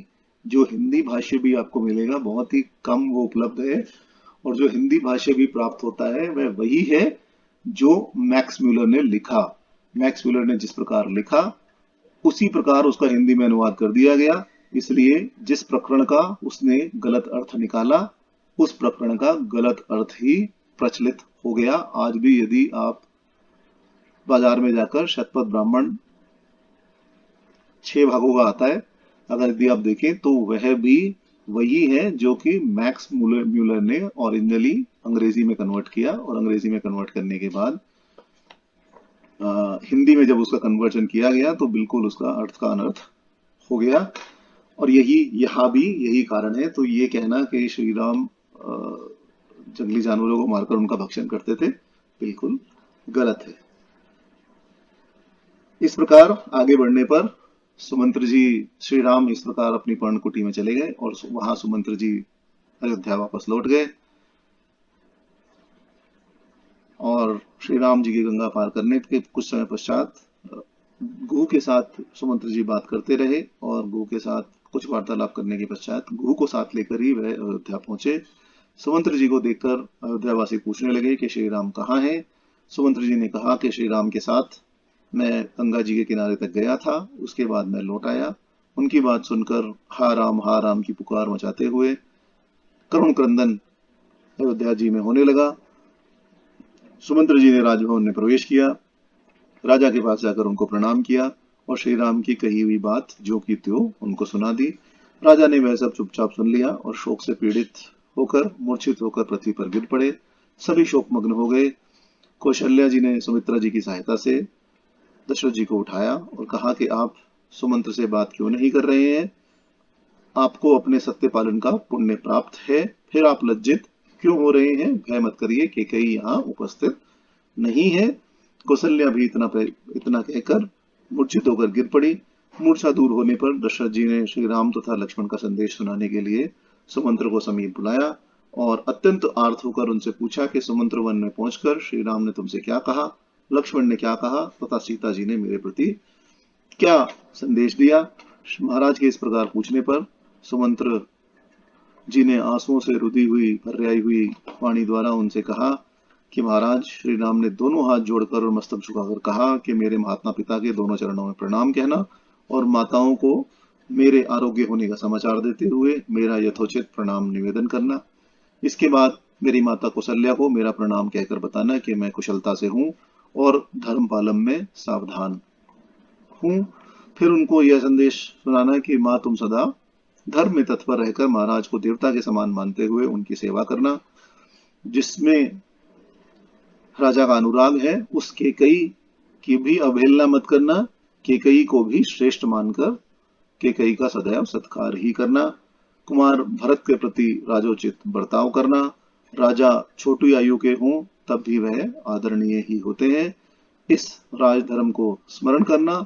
और कुमार भरत से कहना कि भैया, तुम सभी माताओं के प्रति न्यायोचित बर्ताव करते रहना, पिताजी की रक्षा एवं सेवा में संलग्न रहना। फिर उन्होंने नेत्रों से आंसू बहाते हुए संदेश दिया कि भरत, मेरी पुत्र वत्सला माता को अपनी ही माता के समान समझना और इसी प्रकार उनका सत्कार करना। परंतु लक्ष्मण जी कुपित होकर बोले कि सुमंत्र जी, किस अपराध के कारण महाराज ने इन लोकप्रिय राजकुमार श्री राम को देश निकाला दे दिया है? श्री राम को वनवास देना केकई के लोभ का कारण है और राजा के दिए हुए वरदान के कारण ही यह श्री राम को प्राप्त हुआ है, परंतु मेरी दृष्टि में तो यह सर्वथा पाप ही है। मुझे इस समय महाराज में पिता का भाव नहीं दिखाई देता। श्री लक्ष्मण जी इतने द्रवित हो गए कि उन्होंने कहा, और श्री राम के प्रति उनका इतना अनुराग है कि श्री राम का बुरा चाहने वाला चाहे उनका अपना पिता भी हो तब भी उन्होंने कहा कि मुझे महाराज में पिता का भाव अब नहीं दिखाई देता। जिनमें समस्त प्रजा का मन रमता है, ऐसे राम, उन धर्मात्मा राम को देश से निकालकर समस्त लोगों का विरोध करने के कारण अब वह राजा कैसे कहला सकते हैं? वह तो राजा कहलाने के योग्य ही नहीं है। इसके बाद सुमंत्र जी ने कहा कि सीता तो लंबी सांसें खींचती हुई इस प्रकार निश्चेष्ट खड़ी थी मानो उनमें किसी भूत प्रेत का आवेश हो गया हो। वह पति के ही दुख से दुखी होकर रो रही थी। उन्होंने मुझसे कुछ भी नहीं कहा। सुमंत्र ने कहा कि जब श्री राम वन की ओर चले तब मैंने उन दोनों राजकुमारों को प्रणाम किया और उनके वियोग के दुख को हृदय में धारण कर रथ लेकर मैं वापस लौट आया। और आगे सुमंत्र जी ने अपनी ओर से महाराज को कहा कि महाराज, श्री राम के जाने पर आपके राज्य की शोभा नष्ट हो गई है, आपके राज्य में फूल मुरझा गए हैं, नदियों के जल गर्म हो गए हैं, जीव जंतु भी जहां तहां पड़े हैं। श्री राम के शोक से यह समस्त अयोध्या ही वन जैसा नीरव हो गया है। अयोध्या में प्रवेश करते समय किसी ने भी मुझसे प्रसन्न होकर बात नहीं की। अयोध्या के मनुष्यों का हर्ष छिन गया है और सारी पुरी दुख से मलिन ही दिखाई देती है। सुमंत्र के इस प्रकार के वचन सुनकर महाराज दशरथ ने दीनवाणी में कहा कि अपने सुहृदों, मंत्रियों तथा वेद वेत्ताओं से परामर्श लिए बिना ही मोहवश केवल एक स्त्री की इच्छा पूर्ण करने के लिए मैंने ये सहसा ही यह अनर्थमय कार्य कर डाला है। हे सुमंत्र, तुम मुझे शीघ्र ही श्री राम के पास पहुंचा दो। मेरे प्राण मुझे श्री राम के दर्शन के लिए शीघ्रता करने की प्रेरणा दे रहे हैं। और फिर कौशल्या माता से कहा कि मैं श्री राम के बिना जिस शोक समुद्र में डूबा हूं उसे जीते जी पार करना मेरे लिए अत्यंत कठिन है। राम का शोक ही उस समुद्र का महान वेग है, सीता का विछोह ही उसका दूसरा छोर है। लंबी लंबी सांसें उसकी लहरें हैं और बड़े बड़े भंवर हैं। आंसुओं का वेगपूर्ण उमड़ा हुआ प्रवाह उसका मलिन जल है। मेरा हाथ पटकना ही उसमें मछलियों का विलास है। करुण क्रंदन उसकी महान गर्जना है। ये बिखरे हुए केश उसमें उपलब्ध होने वाले शैवाल हैं। केकई बड़वानल है। वह शोक समुद्र मेरी वेगता पूर्वक होने वाली अश्रु वर्षा की उत्पत्ति का मूल कारण है। मंथरा के कुटिलता पूर्वक वचन उस समुद्र के बड़े बड़े ग्राह हैं, बड़े बड़े मगरमच्छ हैं। क्रूर केकई के मांगे हुए 2 वर ही उसके तट हैं तथा श्री राम का वनवास ही उस शोक सागर का महान विस्तार है। इस प्रकार विलाप करते हुए राजा दशरथ मूर्छित होकर शैया पर गिर पड़े। राजा दशरथ के उन करुणाजनक वचनों को सुनकर तथा उनके मूर्छित हो जाने पर देवी कौशल्या को पुनः भय उत्पन्न हो गया। उसी अवस्था में कौशल्या जी ने भी सुमंत्र से कहा कि जहां श्री राम और श्री सीता जी के सहित लक्ष्मण जी और सीता जी के सहित जहां श्री राम विराजमान है, मुझे भी वहीं पहुंचा दो। उनके बिना अब एक भी क्षण मैं जीवित रहना नहीं चाहती। देवी कौशल्या की यह बातें सुनकर सुमंत्र ने कहा कि महारानी, यह शोक मोह और व्याकुलता छोड़ दीजिए। श्री राम इस समय सारा संताप भुलाकर वन में निवास कर रहे हैं। लक्ष्मण जी भी उस वन में श्री राम के चरणों की सेवा करते हुए अपना परलोक बना रहे हैं, परलोक ठीक कर रहे हैं। सीता जी का मन भगवान श्री राम में ही लगा हुआ है। अतः आप श्री राम, लक्ष्मण तथा सीता जी के लिए शोक न करें और अपने महाराज के लिए भी चिंता छोड़ दें। श्री राम का यह पावन चरित्र संसार में सदा स्थिर रहेगा। इस प्रकार युक्त युक्त वचन सुनकर भी देवी कौशल्या विलाप से विरत नहीं हुई और वह हा प्रिय पुत्र, हा रघुनंदन की रट लगाती हुई करुण क्रंदन ही करती रही। कौशल्या ने अपने पति से कहा कि महाराज, सभी जानते हैं कि कौशल नरेश महाराज दशरथ बड़े दयालु, उदार और प्रिय वचन बोलने वाले हैं, परंतु आपने इस बात का विचार भी नहीं किया कि सुख में पले हुए आपके दोनों ये पुत्र और रानी सीता किस प्रकार वनवास का कष्ट सहन करेंगे। आपने बड़ा ही निर्दयता पूर्वक कार्य किया है। आपने श्री राम को वन भेजकर इस राष्ट्र का तथा आसपास के अन्य राज्यों का भी नाश कर डाला है। मंत्रियों सहित समस्त प्रजा का भी वध कर दिया है। आपके द्वारा पुत्र सहित मैं भी मारी गई और इस नगर के समस्त निवासी भी नष्ट प्राय हो गए। केवल आपका पुत्र भरत और पत्नी केकई 2 ही प्रसन्न हुए हैं। कौशल्या की कठोर वाणी सुनकर राजा दशरथ को बड़ा दुख हुआ और राजा दशरथ नीचे मुंह किए हुए ही कौशल्या जी से बोले कि तुम तो सदा दूसरों पर वात्सल्य रखती हो, फिर मेरे प्रति क्यों कठोर हो गई हो। यद्यपि तुम दुखी हो और मैं भी महान दुख में पड़ा हूं, परंतु तुम्हें मेरे प्रति कठोर वचन नहीं बोलने चाहिए। महाराज दशरथ की करुणाजनक वचन सुनकर कौशल्या माता रोने लगी और बोली कि मैं आपके सामने पृथ्वी पर पड़ी हूँ, आपके चरणों में मस्तक रखकर मैं याचना करती हूँ, आप प्रसन्न हो, मुझसे अपराध हुआ, आप मुझे क्षमा करें। शोक धैर्य का नाश कर देता है। राम को वन गए 5 रातें बीत गईं। पुत्र वियोग ने मेरे समस्त हर्ष को नष्ट कर दिया है। देवी कौशल्या की बातें सुनकर महाराज दशरथ को बड़ी प्रसन्नता हुई और फिर उन्हें हर्ष व शोक की अवस्था में नींद आ गई।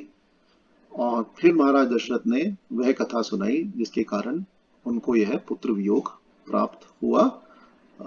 हम ये पहले ही जान चुके हैं कि किस प्रकार भगवान विष्णु ने मनु और शत्रुपा रूपी महाराज दशरथ और कौशल्या माता के पुत्र श्री राम के रूप में जन्म लिया था। और आगे महाराज दशरथ बोले कि वे कहने लगे कि मनुष्य शुभ और अशुभ जो भी कर्म करता है अपने उसी कर्म का फल उसको प्राप्त होता है, जिसको कहा जाता है साधारण भाषा में कि जिस प्रकार की वाइब्स आप समाज में देंगे, समाज उसी प्रकार की वाइब्स आपको वापस करेगा। आप अच्छे कर्म करेंगे तो अच्छे कर्मों का अच्छा कर्म ही, अच्छा फल ही आपको प्राप्त होगा, और आप बुरे कर्म करेंगे, लोगों को दुख देंगे, तो आपको भी कुछ समय के पश्चात उसी प्रकार दुखी होना पड़ेगा। तो कौशल्या माता से महाराज दशरथ ने यही कहा कि मनुष्य शुभ या अशुभ जो भी कर्म करता है अपने उस कर्म का फल उसे अवश्य ही प्राप्त होता है।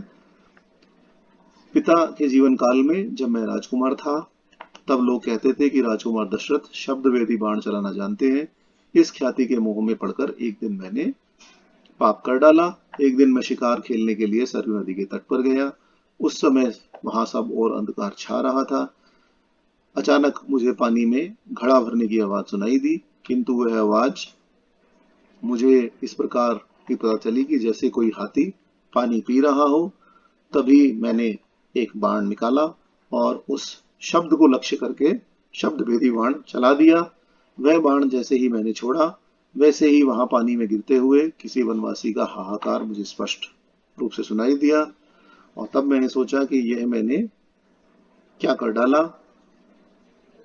और तब मुझे उस वनवासी का भी की वाणी भी सुनाई दी, जिसने कहा कि आह, मुझे किसने वाण मारा है। मेरे इस हत्यारे को संसार में कोई भी अच्छा नहीं समझेगा। मुझे अपने जीवन की चिंता नहीं है, किंतु मेरे मारे जाने से मेरे माता पिता को बहुत कष्ट होगा। घातक ने एक ही बाण से मुझे और मेरे बूढ़े माता पिता दोनों को काल के मुख में डाल दिया है। यह करुण वचन सुनकर महाराज दशरथ ने कहा कि मुझे बहुत व्यथा हुई। उस स्थान पर मैंने जाकर देखा कि एक तपस्वी बाण से घायल होकर पड़ा है। उसकी अवस्था देखकर मैं डर गया और वह कठोर वाणी में बोला कि राजन, मैंने तुम्हारा कौन सा अपराध किया था जिसके कारण तुमने मुझे बाण मारा। मैं तो अपने माता पिता के लिए पानी लेने की इच्छा से ही यहाँ आया था। वह दोनों बहुत दुर्बल और अंधे हैं। निश्चय ही प्यास से पीड़ित होकर वे मेरी प्रतीक्षा कर रहे हैं। अतः तुम उन्हें प्रसन्न करो जिससे वह कुपित होकर तुम्हें शाप न दे। राजन, इस मेरे शरीर से इस बाण को निकाल दो। यह सुनकर महाराज दशरथ के मन में चिंता समाई कि यदि मैं बाण नहीं निकालता हूं तो इनको कलेश होता है, दुख होता है, और यदि मैं बाण निकाल देता हूं तो यह तत्काल ही मर जाएंगे। तब महाराज दशरथ की चिंता समझते हुए तपस्वी कुमार ने कहा कि महाराज, मैं ब्राह्मण नहीं हूं, इसलिए तुम्हें मेरे मन में ब्रह्म हत्या को लेकर कोई व्यथा नहीं होनी चाहिए। और इतना कहने पर महाराज दशरथ ने उस वनवासी के शरीर से बाण निकाल दिया और वनवासी कुमार ने प्राण त्याग दिए। महाराज दशरथ की समस्त इंद्रियां व्याकुल हो गई। फिर वह उस घड़े को जल से भरकर तपस्वी कुमार के बताए हुए मार्ग से उनके माता पिता के पास पहुंच गए। और वहां पहुंचकर तपस्वी कुमार के बूढ़े माँ बाप को उन्होंने देखा और पैरों की आहट सुनकर वह उसके पिता बोले कि पुत्र, देर क्यों लगाते हो, शीघ्र पानी ले आओ। भयभीत होकर लड़खड़ाती वाणी से महाराज दशरथ बोले कि महात्मन, मैं आपका पुत्र नहीं हूं, मैं दशरथ नामक एक क्षत्रिय हूं। अनजाने में मेरे हाथ से आपके पुत्र का वध हो गया है। ऐसी अवस्था में आपका शोक जिस प्रकार दूर हो वैसा करके मुझ पर प्रसन्न हो। तब उस तपस्वी ने कहा कि राजन, यदि तुम अपना पाप कर्म स्वयं नहीं बताते तुम्हारे मस्तक के सैकड़ों टुकड़े हो जाते। अब हमें उस स्थान पर ले चलो जहां हमारे पुत्र का शरीर पड़ा है। तब महाराज दशरथ उन दोनों बूढ़े माँ बाप को लेकर उस स्थान पर गए जहां उस तपस्वी का मृत शरीर पड़ा था। पत्नी सहित वृद्ध तपस्वी को उनके पुत्र का उन्होंने शरीर का स्पर्श कराया। फिर उसके शरीर को स्पर्श करने के पश्चात वह दोनों उसके शरीर पर गिर पड़े। फिर अनेक प्रकार से विलाप करने के पश्चात वह उन्होंने जलांजलि दी। और उस समय वह तपस्वी कुमार अपने पुण्य कर्मों के प्रभाव से दिव्य रूप धारण कर इंद्र के साथ स्वर्ग की ओर जाने लगे और अपने पिता से बोले कि मैं आप दोनों की सेवा से महान स्थान को प्राप्त हुआ हूँ, आप लोग भी शीघ्र ही मेरे पास आइएगा। इस प्रकार और तपस्वी ने कहा कि राजन, मेरा एक ही पुत्र था, तुमने मुझे पुत्रहीन कर दिया। इस समय पुत्र के वियोग से मुझे मुझे जैसा कष्ट हो रहा है, एक दिन तुम भी होगा, तुम भी पुत्र शोक से काल के गाल में समा जाओगे। ऐसा शाप देकर वे करुणाजनक विलाप करते हुए जलती हुई अग्नि में प्रवेश कर गए, और जलती हुई अग्नि में प्रवेश कर वह भी अपने पुत्र के साथ स्वर्ग चले गए। वह इस प्रकार उस बूढ़े तपस्वी का शाप प्राप्त होने के कारण ही मुझे श्री राम का पुत्र शोक हुआ है। और इस प्रकार की यह कथा बताकर वह दशरथ ने कौशल्या से कहा कि यमदूत आ गए, मुझे कुछ भी दिखाई नहीं दे रहा। और कुछ समय पश्चात अर्धरात्रि में उन्होंने अपने प्राण त्याग दिए। तो यहाँ महाराज दशरथ ने कथा सुनाई कि किस प्रकार उन्होंने अपने युवा काल में पाप कर्म किया था, एक निरीह तपस्वी की हत्या की थी, जिसके कारण उसके बूढ़े पिता ने राजा दशरथ को शाप दिया कि तुम्हें पितृवियोग में ही मृत्यु प्राप्त होगी। इसी कारण उन्हें महाराज दशरथ को श्री राम का पुत्र वियोग हुआ, तथा श्री राम का पुत्र वियोग होने के कारण ही उनकी मृत्यु हो गई। अब जब राजा दशरथ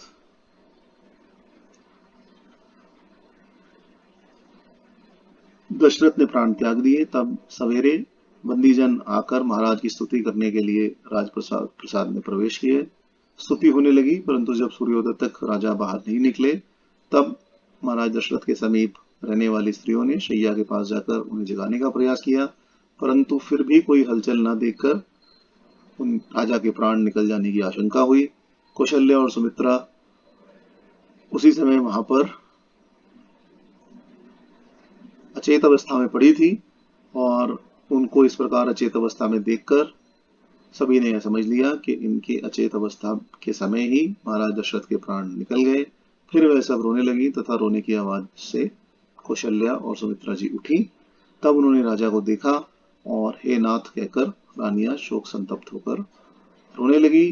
कौशल्या राजा के मस्तक को गोद में लेकर बोली कि केकई, क्रूर केकई, ले तेरी कामना पूर्ण हुई। और इसी प्रकार अनेक प्रकार से उन्होंने केकई को प्रताड़ित किया। रोते बिलखते रात्रि आ गई, तथा रात्रि बीतने के बाद राज्य का प्रबंध करने वाले ब्राह्मण लोग राज्य सदन में आए। उनमें मार्कंडे ऋषि, मधुगल्य ऋषि, वामदेव, कश्यप, कात्यायन, गौतम, जवाली आदि श्रेष्ठ ब्राह्मण राजपुरोहित वशिष्ठ के सामने आकर अपना परामर्श देने लगे, और महाराज दशरथ के किसी पुत्र के वहां न रहने के कारण राजहीन राज्य की किस प्रकार अवस्था होती है, इस प्रकार सब वर्णन करने लगे। और वशिष्ठ जी से कहा, आप किसी इक्ष्वाकु राजकुमार को अथवा किसी सुयोग्य पुरुष को राजपद दे दीजिए, क्योंकि राज्य बिना राजा के नहीं रहना चाहिए। समस्त श्रेष्ठ ब्राह्मणों की बात सुनकर वशिष्ठ जी ने कहा कि राजा दशरथ ने अयोध्यापुरी का राज्य भरत जी को दे दिया है, और उनको बुलाने के लिए तीव्रगामी घोड़ों पर, जल्दी जाने वाले घोड़ों पर दूत भेजे जाएं। इसके अतिरिक्त हम कर क्या सकते हैं? इसके बाद सबकी सम्मति से तुरंत ही 5 दूत भेज दिए गए, और दूतों से केवल इतना कहा कि भरत से कहना कि पुरोहित तथा मंत्रियों ने आप सभी को अभी चलने के लिए कहा है। अयोध्या में आपसे अत्यंत आवश्यक कार्य है, श्री राम की वनवास और उनके पिता की मृत्यु का समाचार मत देना, केवल इतना ही कहना कि आप जल्दी चलिए, आपके साथ कुछ आवश्यक कार्य है। दूतों के पहुंचने से पहले ही भरत जी ने एक अप्रिय स्वप्न देखा, जो उनके पिता की दुरावस्था से ही संबंधित था। अपने मित्रों को अत्यंत चिंतित होकर भरत जी ने यह बात बताई। जिस समय भरत जी अपने स्वप्न की बात मित्रों को बता रहे थे, उसी समय दूतों ने नगर में प्रवेश किया। वह राजा एवं राजकुमार से मिले तथा भरत के चरणों में स्पर्श किया और कहा कि पुरोहित जी तथा समस्त मंत्री आपको शीघ्र अयोध्या बुलाते हैं, आप तुम्हारे साथ अभी चलिए, कार्य आवश्यक है, विलंब मत कीजिए। ऐसा सुनकर भरत जी ने अपने नाना से आज्ञा प्राप्त की तथा अनेक उपहार प्राप्त करके वह अयोध्या की ओर चल पड़े। अब आप यहाँ देखेंगे तो किस प्रकार भरत जी अयोध्या पहुंचे, बहुत ही विस्तार में यहाँ वर्णन है कि राजगृह से निकलकर भरत पूर्व दिशा की ओर चले, सुदामा नदी पार की तथा शत्रु नदी, सतलुज नदी, शत्रु की कथा हम पहले ही सुन चुके हैं।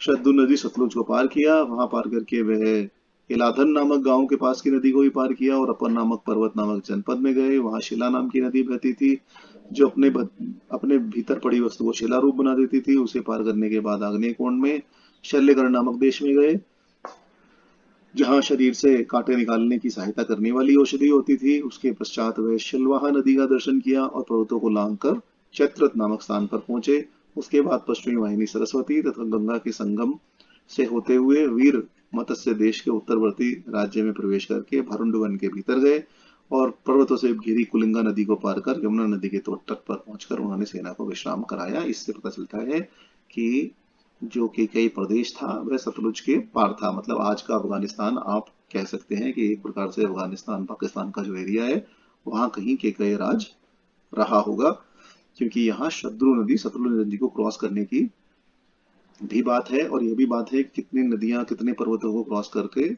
वह यमुना नदी के तट पर पहुंचे अर्थात दिल्ली के समीप पहुंचे और वहां से फिर विश्राम करने के पश्चात उन्होंने एक विशाल वन को पार किया। फिर अंशुधान ग्राम के पास गंगा में अधिक जल होने के कारण वह प्रागवट नगर से पार किया। उसके बाद कुटी कोष्टी को पार कर धर्मवर्धन नामक ग्राम में आए। वहां से तोरण द्वार से दक्षिणार्ध में जम्बूप्रस्थ तथा वरुथ गए। इसके बाद उज्जैना नदी नगर के पास पहुंचे। यहाँ से सेना को धीरे धीरे आने की आज्ञा देकर भरत तीव्र गति से चल पड़े और फिर धीरे धीरे पार कर कलिंग नगर के पास सालवन में जा पहुंचे।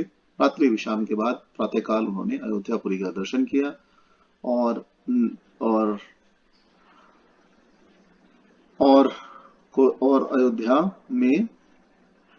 के अंदर पहुंच गए। उन्होंने जैसे ही वे अयोध्या में पहुंचे तो अयोध्या की विचित्र अवस्था का अनुभव करके सारथी से उन्होंने उस बारे में बात की तथा वैजयंत द्वार से भरत ने अयोध्या नगरी में प्रवेश किया। सबसे पहले भरत जी पिता के भवन में गए, परंतु वहां पिताजी को न देखकर वह अपनी माता कैकेयी के भवन में गए। माता ने बड़े प्रेम से उनका स्वागत किया तथा अपने पिता भाई इत्यादि का समाचार पूछने पर लगी। भरत ने मामा के घर का समाचार बताने के बाद पूछा कि पिता कहाँ हैं। कैकेयी ने अप्रिय समाचार को अप्रिय से समझते हुए बताया कि वह अब नहीं रहे, उनका देहांत हो गया है। भरत को महान शोक हुआ, वे अनेक प्रकार से विलाप करने लगे। फिर उन्होंने पूछा कि महाराज को ऐसा क्या कष्ट हो गया था, ऐसा कौन सा रोग हो गया था कि मैं उनके अंत्येष्टि संस्कार में न रहकर अभागा ही रह गया। फिर भरत से कहा कि आप श्री राम को मेरे आने की सूचना दे दीजिए। कैकेयी ने कहा कि तुम्हारे पिता ने हा राम, हा सीते, हा लक्ष्मण कहते हुए परलोक की यात्रा की थी। अंतिम वचन इस प्रकार कहा कि जो लोग सीता के साथ पुनः लौटकर आए वे राम और लक्ष्मण को देखेंगे, वही कृतार्थ होंगे। भरत को विषाद छा गया और पूछा कि माँ श्री राम, सीता जी और लक्ष्मण जी के साथ कहाँ गए हैं। कैकेयी ने कहा कि राम वल्कल वस्त्र धारण कर सीता जी के साथ वन को चले गए हैं और लक्ष्मण जी ने उनका अनुगमन किया है। यह सुनकर उनके मन में शंका हुई कि श्री राम ने ऐसा क्या अपराध किया और वे अपनी मां से पूछने लगे। तब कैकेयी ने कहा कि जब मैंने सुना कि राम का राज्याभिषेक होने जा रहा है तब मैंने तुम्हारे पिता से तुम्हारे लिए अयोध्या का राज्य और राम के लिए वनवास मांग लिया। अब तुम राज्य पद स्वीकार करो और राजा बनकर अयोध्या नगरी पर राज्य करो। माता की यह बात सुनकर भरत अत्यंत दुख से भर गए और बोले कि तुमने मुझे जीते जी मार डाला। मुझे इस राज्य से क्या प्रयोजन है, यह राज्य लेकर मैं क्या करूंगा। तब उन्होंने कैकेयी के प्रति महान रोष प्रकट किया और कठोर वाणी में कहा कि दुष्टापूर्वक बर्ताव करने वाली क्रूर हृदय कैकेयी, तू राज्य से भ्रष्ट हो जा। धर्म ने तेरा परित्याग कर दिया है। मुझे मरा हुआ समझकर जीवन भर पुत्र के लिए रोया कर।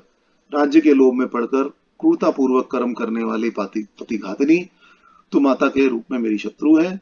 तू मुझसे बात मत कर, पुत्र से बढ़कर कोई नहीं और तूने माता कौशल्या को ही पुत्र से वंचित कर दिया। इस अवसर पर भरत जी ने एक कथा सुनाकर दृष्टांत दिया कि किस प्रकार हल जोतते जोतते दो अचेत बैलों को देखकर उनकी जननी सुरभि कामधेनु के आंसू गिर गए थे। वह आंसू इंद्र के ऊपर गिरे तो उन्होंने कारण पूछा और जानने पर कहा अ, और कारण पूछा और जानने पर कहा कि पुत्र से बढ़कर कोई नहीं, कामधेनु के तो सहस्त्रों पुत्र हैं, फिर भी वह उनका कष्ट नहीं देख सकती, और माता कौशल्या का तो केवल एक ही पुत्र है, तूने उन्हीं का विछोह उनसे करा दिया है, तो इस लोक और परलोक में भी दुख ही प्राप्त करेगी। मैं तो यह राज्य लुटाकर भाई की पूजा करूंगा और वही कर्म करूंगा जो यश को बढ़ाने वाला हो।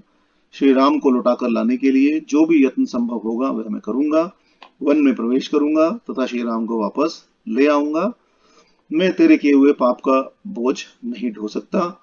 जब श्री राम अयोध्या की भूमि पर पदार्पण करेंगे तभी मेरा कलंक दूर होगा और मैं कृत्य कृत्य होऊंगा। इतना कहकर भरत मूर्छित होकर पृथ्वी पर गिर पड़े। इतने दुखी हुए कि उनको मूर्छा आ गई।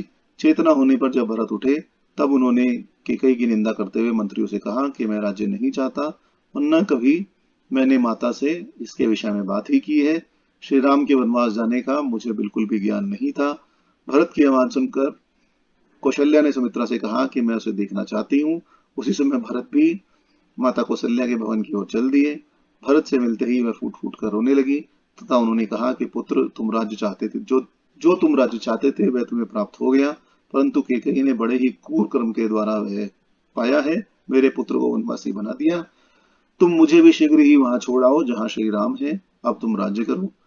कौशल्या माता की इस प्रकार की बातें सुनकर भरत जी को बहुत पीड़ा हुई तथा उन्होंने हाथ जोड़कर कहा कि माता, जो भी कुछ हुआ है मुझे इसकी बिल्कुल भी जानकारी नहीं थी। मैं बिल्कुल निरपराध हूँ। आप मुझे ऐसा दोष क्यों दे रही हैं? श्री राम को वन जाने की इच्छा जिसने की हो वह अनेक प्रकार की हीनता और पाप से ग्रस्त है, परंतु मुझे किसी भी प्रकार के कोई लालच इस राज्य में नहीं है। इस प्रकार के अनेकानेक शब्द भरत कहने लगे और कौशल्या माता को शपथ के द्वारा आश्वासन देते हुए भरत दुख से व्याकुल होकर पृथ्वी पर गिर पड़े। कौशल्या ने उस समय भरत जी से कहा कि वत्स, तुमने अनेकानेक शपथ खाकर तुम मेरे प्राणों को ही पीड़ा दे रहे हो, उससे मेरा दुख अधिक बढ़ता जा रहा है। सौभाग्य की बात है कि शुभ लक्षणों से संपन्न तुम्हारा मन अभी भी धर्म से विचलित नहीं हुआ है। तुम सत्य मार्ग पर स्थित हो, इसलिए तुम्हें सत्पुरुषों के लोक ही प्राप्त होंगे। इतना कहकर भरत जी को गले लगाकर माता कौशल्या फूट फूट कर रोने लगी। शोक संतप्त भरत जी ने महर्षि वशिष्ठ से कहा कि यह शोक करने का समय नहीं है, अतः शोक को छोड़ो, इससे कुछ प्रिय नहीं होगा और तुम्हारा जो कर्तव्य है उस पर, समय के अनुसार तुम्हारा जो कर्तव्य है उस पर ध्यान दो। राजा दशरथ के शव को दाह संस्कार के लिए ले जाने का उत्तम प्रबंध करो। भरत ने वशिष्ठ जी को प्रणाम किया तथा मंत्रियों सहित संपूर्ण प्रेत कर्म का प्रबंध किया। शव को उत्तम शैया पर सुलाने के बाद भरत फिर विलाप करने लगे। वशिष्ठ जी ने तब भरत से कहा कि महाबाहो, जो कुछ प्रेत कर्म करने हैं उन्हें बिना किसी शोक के शांतचित्त होकर करो। दाह कर्म संसार के पश्चात भरत ने रानियों और मंत्रियों भरत जी के साथ रानियों, मंत्रियों और पुरोहितों ने भी सरयू के तट पर राजा के लिए जलांजलि दी। फिर नगर में आए और 10 दिनों तक भूमि पर शयन किया। 10 दिन व्यतीत होने पर 11वें दिन आत्मशुद्धि के लिए स्नान और एकादश श्राद्ध का अनुष्ठान किया। फिर 12वें दिन मासिक और सपंडीकरण श्राद्ध किया और इसके पश्चात 13वें दिन भरत पिता के चिता स्थान पर अस्थि संचय के लिए गए और विलाप करने लगे। श्री राम वन में हैं, आपने मुझे शून्य में अकेले छोड़ दिया। तब सर्वज्ञ वशिष्ठ जी ने भरत जी को उठाकर सांत्वना दी और उनसे कहा कि बाकी कार्य करने में तुम विलंब क्यों कर रहे हो? भूख प्यास, शोक मोह, जरा मृत्यु, यह द्वंद्व, आप ये शब्द बहुत बार सुनेंगे, द्वंद्व। जो द्वंद्वों से मुक्त है वही संत है। कौन से द्वंद्व हैं? यही द्वंद्व हैं, भूख प्यास, शोक मोह, जरा मृत्यु। ये 3 द्वंद्व सभी प्राणियों में समान रूप से उपलब्ध हैं, इन्हें रोकना असंभव है। जो मनुष्य रूप में आया है उसे भूख प्यास, शोक मोह, जरा मृत्यु से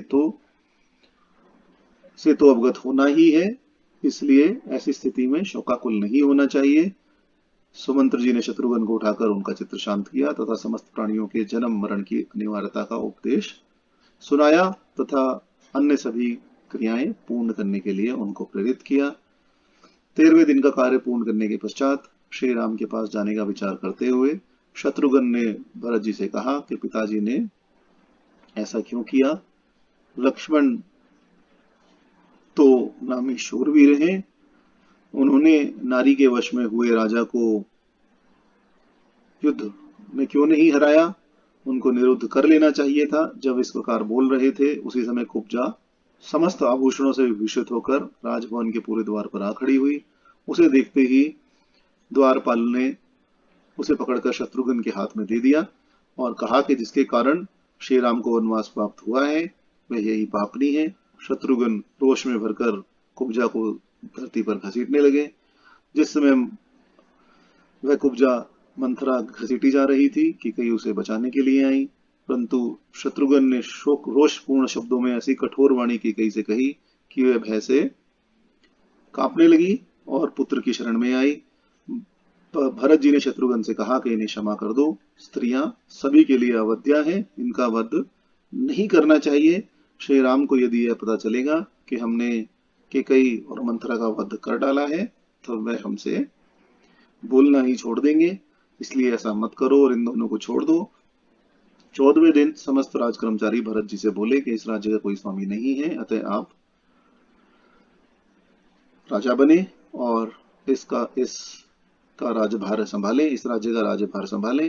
भरत जी ने अभिषेक के रखी हुई कलश इत्यादि समस्त सामग्री की प्रदक्षिणा की और कहा कि हमारे कुल में सदा ज्येष्ठ पुत्र, यही रीति हमारे कुल में चलती आई है कि सदा ज्येष्ठ पुत्र ही राज्य का अधिकारी होता है, इसलिए आप सेना तैयार करिए, मैं भाई को वन से लौटा लाऊंगा और उनके बदले वह आकर सुखपूर्वक अयोध्या पर राज करें और उनके बदले मैं 14 वर्ष वन में निवास करूंगा। भरत जी की यह बात सुनकर सभी लोगों को बड़ी प्रसन्नता हुई और वह मार्ग इत्यादि। अब देखें तो रामायण में ये जो भरत चरित्र है इतनी सुंदरता से इसका वर्णन किया गया है कि हृदय भर आता है, एकदम मैं क्या कहूं, मन द्रवित हो जाता है और हृदय भर आता है। तो भरत जी की यह बात सुनकर सभी लोगों को प्रसन्नता हुई और वह मार्ग चित्रकूट तक जाने के मार्ग को ठीक करने में लग गए। अयोध्या से गंगा तट तक उन्होंने सुरम्य शिविर, कूप इत्यादि का निर्माण किया तथा सुखद राजमार्ग का भी निर्माण किया। अनेक स्थानों पर ठहरने के लिए छावनियां बनाई तथा जल, खाद्य, फल फूल इत्यादि का भी प्रबंध किया। प्रातःकाल होने पर सैकड़ों बाजे बजने लगे, परंतु भरत जी को इससे प्रसन्नता नहीं हुई, अभी तो क्रोध ही हुआ। उन्होंने कहा कि मैं राजा नहीं हूं और बाजा बजाना बंद कर दो।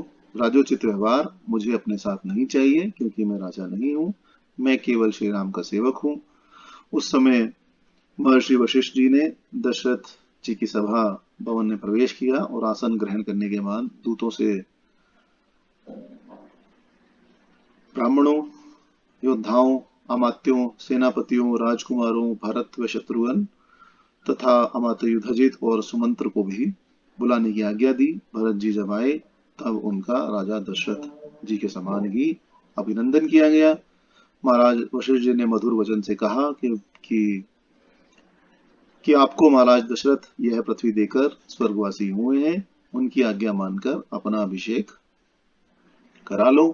भरत जी ने मनी मन श्री राम की शरण ली तथा पुरोहित जी को उपालंब देते हुए कहने लगे कि गुरुदेव, श्री राम के राज्य पर कोई अन्य पुरुष कैसे राजा बन सकता है? ये राज्य और मैं दोनों ही श्री राम के ही हैं और हम श्री राम के ही सेवक हैं। यह समझकर आपको केवल धर्म के अनुरूप ही बात कहनी चाहिए। मैं श्री राम का ही अनुसरण करूंगा, वह तीनों लोकों के राजा होने योग्य हैं। यदि मैं श्री राम को वन से नहीं लौटा सकूंगा तो स्वयं भी लक्ष्मण जी की भांति ही वन में निवास करूंगा। मार्ग शोधन में कुशल कार्यकर्ताओं को भेज दिया गया है, अतः श्री राम के पास चलना ही उचित जान पड़ता है। इसके बाद उन्होंने सुमंत्र जी से कहा कि आप सभी को वन चलने की सूचना दीजिए और सेना को शीघ्र बुलाइए। यह सुनकर समस्त सभासद, प्रजानन तथा सेनापतिगण प्रसन्न हुए। इसके बाद चलने की तैयारी होने लगी। प्रातःकाल उठकर भरत जी रथ पर आरूढ़ हुए और श्री राम की दर्शन की इच्छा से उन्होंने प्रस्थान किया। उनके आगे आगे सभी मंत्री, पुरोहित रथों द्वारा यात्रा कर रहे थे। माता कैकेयी, सुमित्रा और कौशल्या भी रथ के द्वारा प्रस्थान कर रही थी। समस्त सेना, राजकोष, अभिषेक की सामग्री इत्यादि भी साथ में थी। इस प्रकार चलते हुए वह लोग श्रृंगवेरपुर में गंगा जी के तट पर पहुंचे। उस स्थान पर निषाद राजगुह उस प्रदेश की रक्षा करते हुए रहता था। भरत जी के साथ समस्त सेना गंगा तट पर ठहर गई। निषाद राजगुह ने विशाल सेना को देखकर अपने भाई बंधुओं से कहा कि यह दुर्बुद्धि भरत की सेना है। वह हम लोगों को तथा श्री राम को मार डालेगा। राजलक्ष्मी को यह दुर्बुद्धि भरत अकेले ही हड़प जाना चाहता है। श्री राम मेरे स्वामी और सखा हैं, अतः अस्त्र शस्त्रों से सुसज्जित होकर गंगा तट पर उपस्थित रहो। फिर कहा कि यदि भरत जी का भाव श्री राम के प्रति संतोषजनक होगा तभी उनकी सेना कुशलता पूर्वक गंगा जी के पार जाएगी। यह कहकर निषादराज भेंट सामग्री लेकर भरत जी के पास गए। उन्हें आते देखकर सुमंत्र ने भरत जी से कहा कि यह निषादराज श्री राम के सखा हैं, इनको अवश्य ही पता होगा कि श्री राम कहाँ है, इनको मिलने का अवसर अवश्य दे। भरत जी ने तुरंत आज्ञा दी और गुह ने समस्त सामग्री भरत जी को भेंट में दी और समस्त सेना के स्वागत की इच्छा प्रकट की। भरत ने कहा कि भैया, तुम मेरे बड़े भाई श्री राम के सखा हो, मेरी इतनी बड़ी सेना का सत्कार करना चाहते हो, तुम्हारी श्रद्धा से ही इन सब लोगों का सत्कार हो गया। फिर गुह से पूछा कि भारद्वाज मुनि का आश्रम किस ओर है। गुह ने कहा कि मार्गदर्शन तो मैं अवश्य ही आपको बता दूंगा, परंतु एक बात कहिए कि आप श्री राम के प्रति कोई दुर्भावना लेकर तो नहीं जा रहे हैं। इसे सुनकर भरत जी ने मधुर वाणी से कहा कि निषाद राज, ऐसा समय कभी ना आए। श्री राम मेरे बड़े भाई हैं और उनको मैं पिता के समान ही मानता हूँ। मैं उन्हें वापस अयोध्या में लौटा कर लाने के लिए जा रहा हूँ। इसे सुनकर निषाद राजगुह अत्यंत प्रसन्न हुआ और उसने भरत से कहा कि आपके समान धर्मात्मा मुझे इस भूमंडल में कोई नहीं दिखाई देता। और फिर उस सेना को विश्राम की आज्ञा देकर शत्रुघ्न के साथ भरत जी शयन के लिए गए। उस समय उन्हें फिर महान शोक व्याप्त हो गया और उस अवसर पर गुह ने भरत को पुनः आश्वासन दिया और वनचारी गुह ने भरत से लक्ष्मण जी के सद्भाव का भी वर्णन किया और कहा कि लक्ष्मण जी अपने भाई की रक्षा करने के लिए धनुष बाण धारण करके अधिक समय तक जागता रहे। तब श्री राम की रक्षा का भरोसा देकर मैंने उन्हें शयन करने के लिए कहा, परंतु लक्ष्मण जी ने कहा कि निषादराज, जब श्री राम देवी सीता जी के साथ भूमि पर शयन कर रहे हैं तब मैं उत्तम शैया पर कैसे सो सकता हूँ। राम के वियोग में राजा दशरथ भी अधिक काल तक जीवित नहीं रह सकेंगे। इस प्रकार विलाप करते हुए लक्ष्मण जी ने समस्त रात्रि बिताई।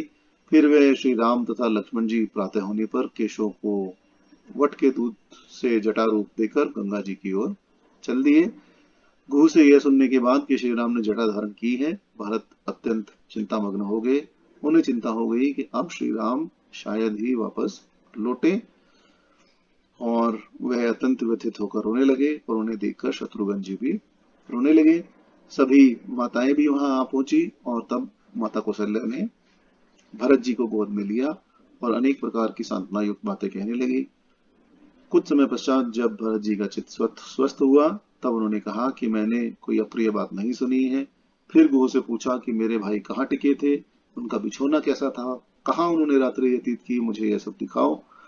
तब निषादराज गुह ने सब बातें बताई तथा वह स्थान भी दिखाया जहां श्री राम और सीता जी ने शयन किया था। भरत जी ने उस स्थान का निरीक्षण किया और कहने लगे कि श्री राम और सीता जी ने इस स्थान पर कैसे शयन किया होगा। मेरा जीवन व्यर्थ हो गया, मैं अत्यंत क्रूर हूं जिसके कारण श्री राम सीता को इस स्थान पर सोना पड़ा। मैं भी आज से पृथ्वी पर अथवा तिनकों पर ही सोऊंगा, फल मूल का ही भोजन करूंगा और सदा वल्कल वस्त्र पहनकर जटा धारण करूंगा। श्री राम लक्ष्मण को लेकर अयोध्या का पालन करें और मैं वन में ही रहूंगा। सुबह उठने पर भरत ने शत्रुघ्न जी से कहा कि निषाद राजगुह को बुला लाओ, हमें गंगा पार जाना है। निषाद राजगुह भरत के कहने पर निषाद राजगुह ने भरत के कहने पर समस्त गंगा पार करने का प्रबंध कर दिया। नाविकों की सहायता से समस्त सेना भरत सहित पार उतर गई और प्रयाग वन की ओर बढ़ने लगी। वहां पहुंचकर भरत ने सेना को विश्राम करने की आज्ञा दी तथा स्वयं सभी प्रमुख सदस्यों के साथ ऋषि श्रेष्ठ भारद्वाज जी के दर्शन के लिए वह चल दिए। श्री राम वशिष्ठ जी को देखकर भारद्वाज जी ने उनका स्वागत किया तथा वे स्वयं ही भरत को पहचान गए। उन्होंने शंका प्रकट करते हुए कहा कि तुम तो राज्य प्राप्त कर चुके हो, अयोध्या का राज तुम्हें प्राप्त हो गया है, तब तुम यहाँ आने की आवश्यकता तुम्हें क्या पड़ी? तुम यहाँ क्यों आए हो? तुम पर मेरा विश्वास नहीं जम रहा।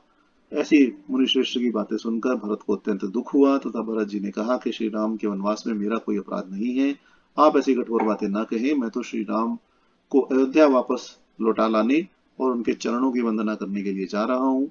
आप यह बताएं कि श्री राम कहाँ हैं ताकि मैं उनसे यह निवेदन कर सकूं। भारद्वाज ऋषि ने कहा कि मैं तुम्हारे मन के भावों को जानता हूं, परंतु केवल तुम्हारी परीक्षा लेने के लिए ही, तुम्हारा संकल्प स्थित दृढ़ रहने के लिए ही मैंने यह बात तुमसे कही थी। श्री राम चित्रकूट में रहते हैं और चित्रकूट में का रास्ता मैं तुम्हें बता दूंगा, परंतु अभी मेरा तुम्हारा और तुम्हारी सेना का आतिथ्य सत्कार करने की इच्छा है, तुम यह स्वीकार करो। ऋषि के इस प्रकार कहने पर भरत जी को उनका अनुरोध मानना पड़ा और तब भारद्वाज जी ने विश्वकर्मा देवता का आवाहन किया और अतिथि सत्कार के लिए आवश्यक प्रबंध करने की बात की। साथ ही उन्होंने इसके लिए इंद्र सहित यम, वरुण, कुबेर इत्यादि देवताओं का भी आह्वान किया, सभी नदियों का भी आह्वान किया कि वह यहाँ पधारे और उत्तम पेय प्रस्तुत करें। फिर उन्होंने विश्ववसु, हाहाहू इत्यादि देव गंधर्वों के साथ समस्त अप्सराओं का भी आह्वान किया। वृक्षों से चुने गए अनेकों प्रकार के पुष्प, मधु और फल प्रस्तुत करने को कहा। इस प्रकार आवाहन करने करके मुनि पूर्वाभिमुख हो गए तथा हाथ जोड़े मन ही मन ध्यान करने लगे। उसी समय सब देव देवता वहां उपस्थित हो गए और सुखदायिनी वायु चलने लगी, सुख देने वाली वायु चलने लगी, सुगंधित पुष्पों की वर्षा होने लगी, अप्सराओं का समुद्र नृत्य करने लगा। चारों ओर 5 योजन तक की भूमि समतल हो गई, उस पर कोमल घास छा गई तथा सप्ता सुंदर वृक्ष सुशोभित हो गए, सुंदर भवन बन गए। अनेक प्रकार की सुख सामग्री वहां उपस्थित हो गई तथा संपूर्ण सैनिक मस्त हो गए और इतना सुख उनको वहां प्राप्त हुआ कि अयोध्या तथा चित्रकूट जाने की इच्छा भी उनकी समाप्त हो गई। अनेकों प्रकार का सुख भोग कर प्रातःकाल होने पर सभी साधन जैसे जैसे उपस्थित हुए थे वैसे वैसे ही वापस चले गए और महाराज और भरत ने महर्षि भारद्वाज से आगे जाने की आज्ञा मांगी। भरत जी के पास प्रणाम करने और उनके दर्शन के लिए आई। भरत की माताओं का मुनिवर ने परिचय पूछा। भरत ने कौशल्या और माता सुमित्रा का यथोचित परिचय देकर अपनी माता का परिचय बड़े रोष के साथ दिया। उनकी बातें सुनकर मुनिवर ने कहा कि भरत, तुम्हें कैकेयी के प्रति दोष दृष्टि नहीं रखनी चाहिए। श्री राम गए वनवास भविष्य में बड़ा ही सुखद सिद्ध होगा। उसके पश्चात भरत ने मुनि के बताए हुए रास्ते से चित्रकूट के लिए प्रस्थान किया। विशाल सेना के साथ भरत यात्रा कर रहे थे। अश्वों के समूह तथा हाथियों से भरी और दूर तक फैली हुई सेना अत्यंत दूर तक फैली हुई थी। देर दूर तक मार्ग पर चलने के बाद जब भरत जी के वाहन बहुत थक गए, तब भरत जी ने मुनिश्रेष्ठ से कहा कि हे ब्राह्मण, जैसे मैंने सुन रखा था और जैसा स्वरूप दिखाई देता है, इससे पता चलता है कि भरत जी ने जहां पहुंचने का आदेश हमें दिया था उस देश में हम अब आ पहुंचे हैं। इससे पता चलता है कि यह पर्वत तथा मंदाकिनी नदी यहाँ बह रही है। यह देश मुझे अत्यंत ही सुंदर तथा मनोहर प्रतीत हो रहा है। तपस्वी जनों का यह निवास स्थान वास्तव में स्वर्ग की ओर जाने वाला पथ ही है। और तब भरत जी ने अपने सैनिकों से कहा कि वे उचित प्रकार से आगे बढ़े और सब ओर जाकर वन में खोजे, जिससे श्री राम और लक्ष्मण जी का पता लग जाए। आगे जाने पर भरत जी को कुछ धुआं उठता दिखाई दिया, अतः उन्होंने अनुमान लगाया कि श्री राम और लक्ष्मण जी यहाँ अवश्य होंगे। यह समझकर भरत जी ने सैनिकों को वहीं ठहरने का आदेश दिया तथा सुमंत्र जी के साथ स्वयं ही खोजने का निश्चय किया। जब भरत जी श्री राम के आश्रम के निकट पहुंच रहे थे, उस समय श्री राम सीता जी को चित्रकूट का भ्रमण करा रहे थे। उस समय उन्होंने कहा कि प्रिय, इस वनवास में मुझे दो लाभ मिले। एक तो प्रिय पिता की आज्ञा का पालन, और दूसरा मेरा प्रिय यह हुआ कि मेरे वन आने से भरत का प्रिय हो गया। जब उत्तम नियमों का पालन करते हुए यह 14 वर्ष का समय मैं आनंद पूर्वक व्यतीत कर लूंगा, तब जो मुझे सुख प्राप्त होगा वह मेरे कुल और धर्म को बढ़ाने वाला ही होगा। श्री सीता जी को मंदाकिनी का दर्शन कराकर श्री राम वहीं बैठ गए और फल मूल खाने लगे। उसी समय भरत जी की सेना से चलने से उठने वाली धूल और कोलाहल के शब्द वहां प्रकट होने लगे। वे उस समय लक्ष्मण जी से बोले कि लक्ष्मण, जरा पता लगाओ कि इस विशाल वन में हाथियों के झुंड, भैंसे और मृग सभी दिशाओं में क्यों भाग रहे हैं। लक्ष्मण एक वृक्ष पर चढ़कर देखने लगे तथा अश्वों और रथों से भरी एवं ध्वजाओं से विभूषित उस सेना की सूचना उन्होंने राम को दी और श्री राम से कहा कि आप यदि मुझे आज्ञा दें तो, और कहा कि आप आग बुझा दें और देवी सीता सहित गुफा में जाकर बैठे। श्री राम ने पूछा कि ये किसकी सेना है, तो लक्ष्मण जी ने क्रोध कर कहा कि यह भरत की सेना है और वह हमें मारने आया है। उन्होंने रोष प्रकट करते हुए कहा कि आज हम भरत को समस्त सेना के साथ मार देंगे। लक्ष्मण जी भरत के प्रति क्रोधवश अपना विवेक खो बैठे थे। उस अवस्था में श्री राम ने उन्हें समझा बुझाकर शांत किया और इस प्रकार कहा कि लक्ष्मण, पिता के सत्य की रक्षा की प्रतिज्ञा करके यदि मैं युद्ध में भरत को मारकर उसका राज्य छीन लूं, तब संसार में मेरी कितनी निंदा होगी। फिर उस कलंकित राज्य को लेकर मैं क्या करूंगा। मैं भाइयों के सुख के लिए ही राज्य की इच्छा करता हूँ। भरत बड़ा भातृभक्त है, मुझे प्राणों से भी बढ़कर प्रिय है और कुल धन का विचार कर कर ही हम लोगों से मिलने आया है। भरत का हम लोगों से मिलने के लिए आना समय के अनुसार उचित भी है। भरत ने तुम्हारे प्रति कब कौन से अप्रिय बर्ताव किए जिससे तुम्हें उसके प्रति ऐसी शंका हो रही है। भरत के आने पर तुम उससे कोई कठोर या अप्रिय वचन मत कहना, उससे कुछ मत बोलना। यदि तुमने उससे कोई प्रतिकूल बात की तो मैं उस बात को अपने प्रति कही हुई बात ही समझूंगा। और आगे लक्ष्मण को समझाते हुए कहा कि लक्ष्मण जी, कितनी बड़ी आपत्ति क्यों ना आ जाए, पुत्र अपने पिता को कैसे मार सकता है अथवा भाई अपने प्रिय भाई की हत्या कैसे कर सकता है। तुम राज्य के लिए यदि ऐसी कठोर बातें कहते हो तो मैं भरत से कह दूंगा कि राज्य लक्ष्मण को दे दो। वह बहुत अच्छा कहकर मेरी बात अवश्य ही मान लेगा। यह सुनकर लक्ष्मण जी अत्यंत शर्म से गड़ गए। उधर भरत जी ने सेना को आज्ञा दी कि यहाँ किसी को भी हमारे पहुंचने पर बाधा नहीं होनी चाहिए। उनका आदेश पाकर सैनिक पर्वत के चारों ओर नीचे ही ठहर गए।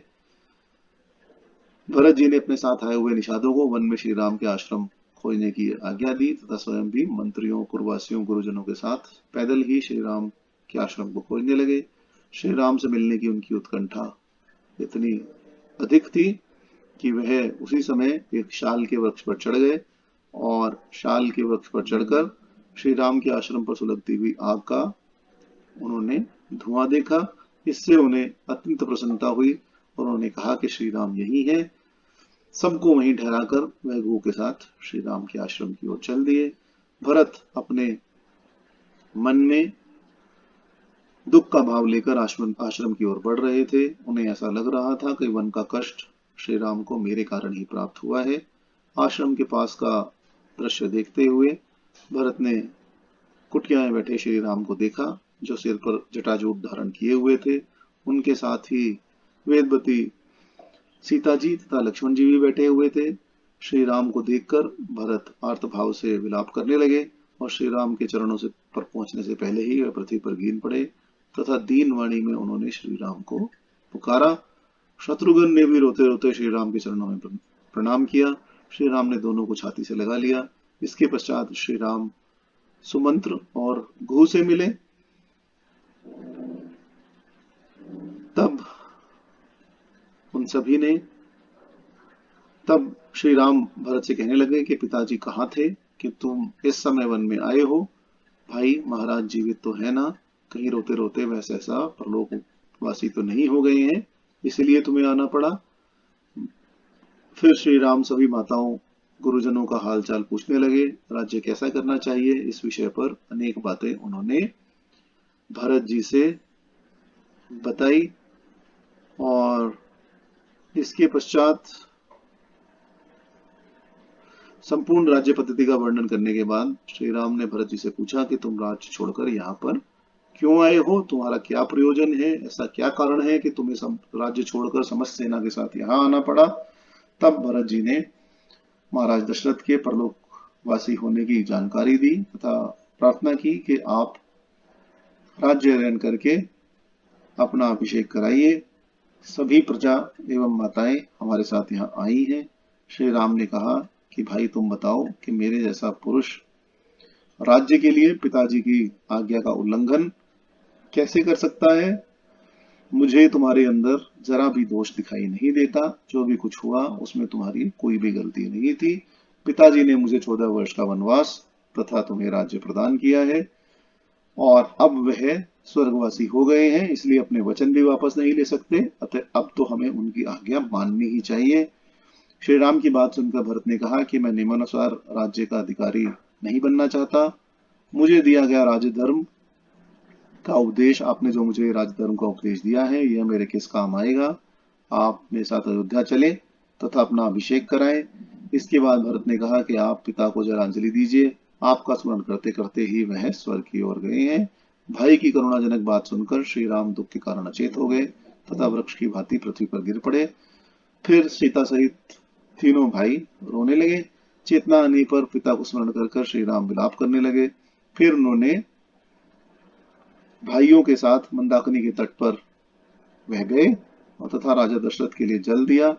फिर पिंडदान किया। इसके बाद चित्रकूट पर्वत पर चढ़कर श्री राम भरत व लक्ष्मण को पकड़कर रोने लगे।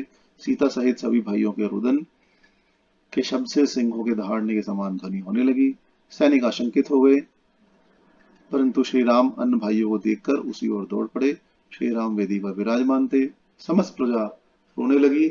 श्री राम ने सभी को एक एक करके हृदय से लगाया। महर्षि वशिष्ठ भी सभी रानियों को आगे कर श्री राम को देखने के लिए आश्रम की ओर चल पड़े। माताओं को देखते ही श्री राम खड़े हो गए तथा चरण वंदन किया। सीता जी ने भी अपनी सभी सासू माताओं के चरणों में प्रणाम किया। श्री राम वशिष्ठ को देखकर उन्हीं के साथ पृथ्वी पर बैठ गए और उस समय लोगों में यह कौतूहल जाग उठा कि भरत जी श्री राम से क्या चाहते हैं। उस दिन पिता की मृत्यु का शोक ही छाया रहा तथा रात्रि व्यतीत हो गई। प्रातःकाल स्नान इत्यादि के बाद श्री भरत जी ने राम से कहा कि पिताजी ने वरदान देकर मेरी माता को संतुष्ट किया और माता ने मुझे राज्य दिया। अब इस राज्य को मैं आपकी सेवा में अर्पित करता हूँ। इस प्रकार की अनेक युक्तियों द्वारा वे आग्रह करने लगे कि आप ही को, श्री राम को ही अयोध्या का राज्य करना चाहिए, कौशल प्रदेश का राजा बनना चाहिए। भरत जी के इस प्रकार का विलाप करते हुए देखकर श्री राम ने सांत्वना दी और कहा कि भाई, जीव ईश्वर के समान स्वतंत्र नहीं है। ईश्वर और जीव में यही अंतर है कि ईश्वर सर्वज्ञ है और जीव अथवा मनुष्य अल्पज्ञ है। ईश्वर स्वतंत्र है और मनुष्य परतंत्र है। इसलिए मैं अपनी इच्छा के अनुसार कुछ नहीं कर सकता।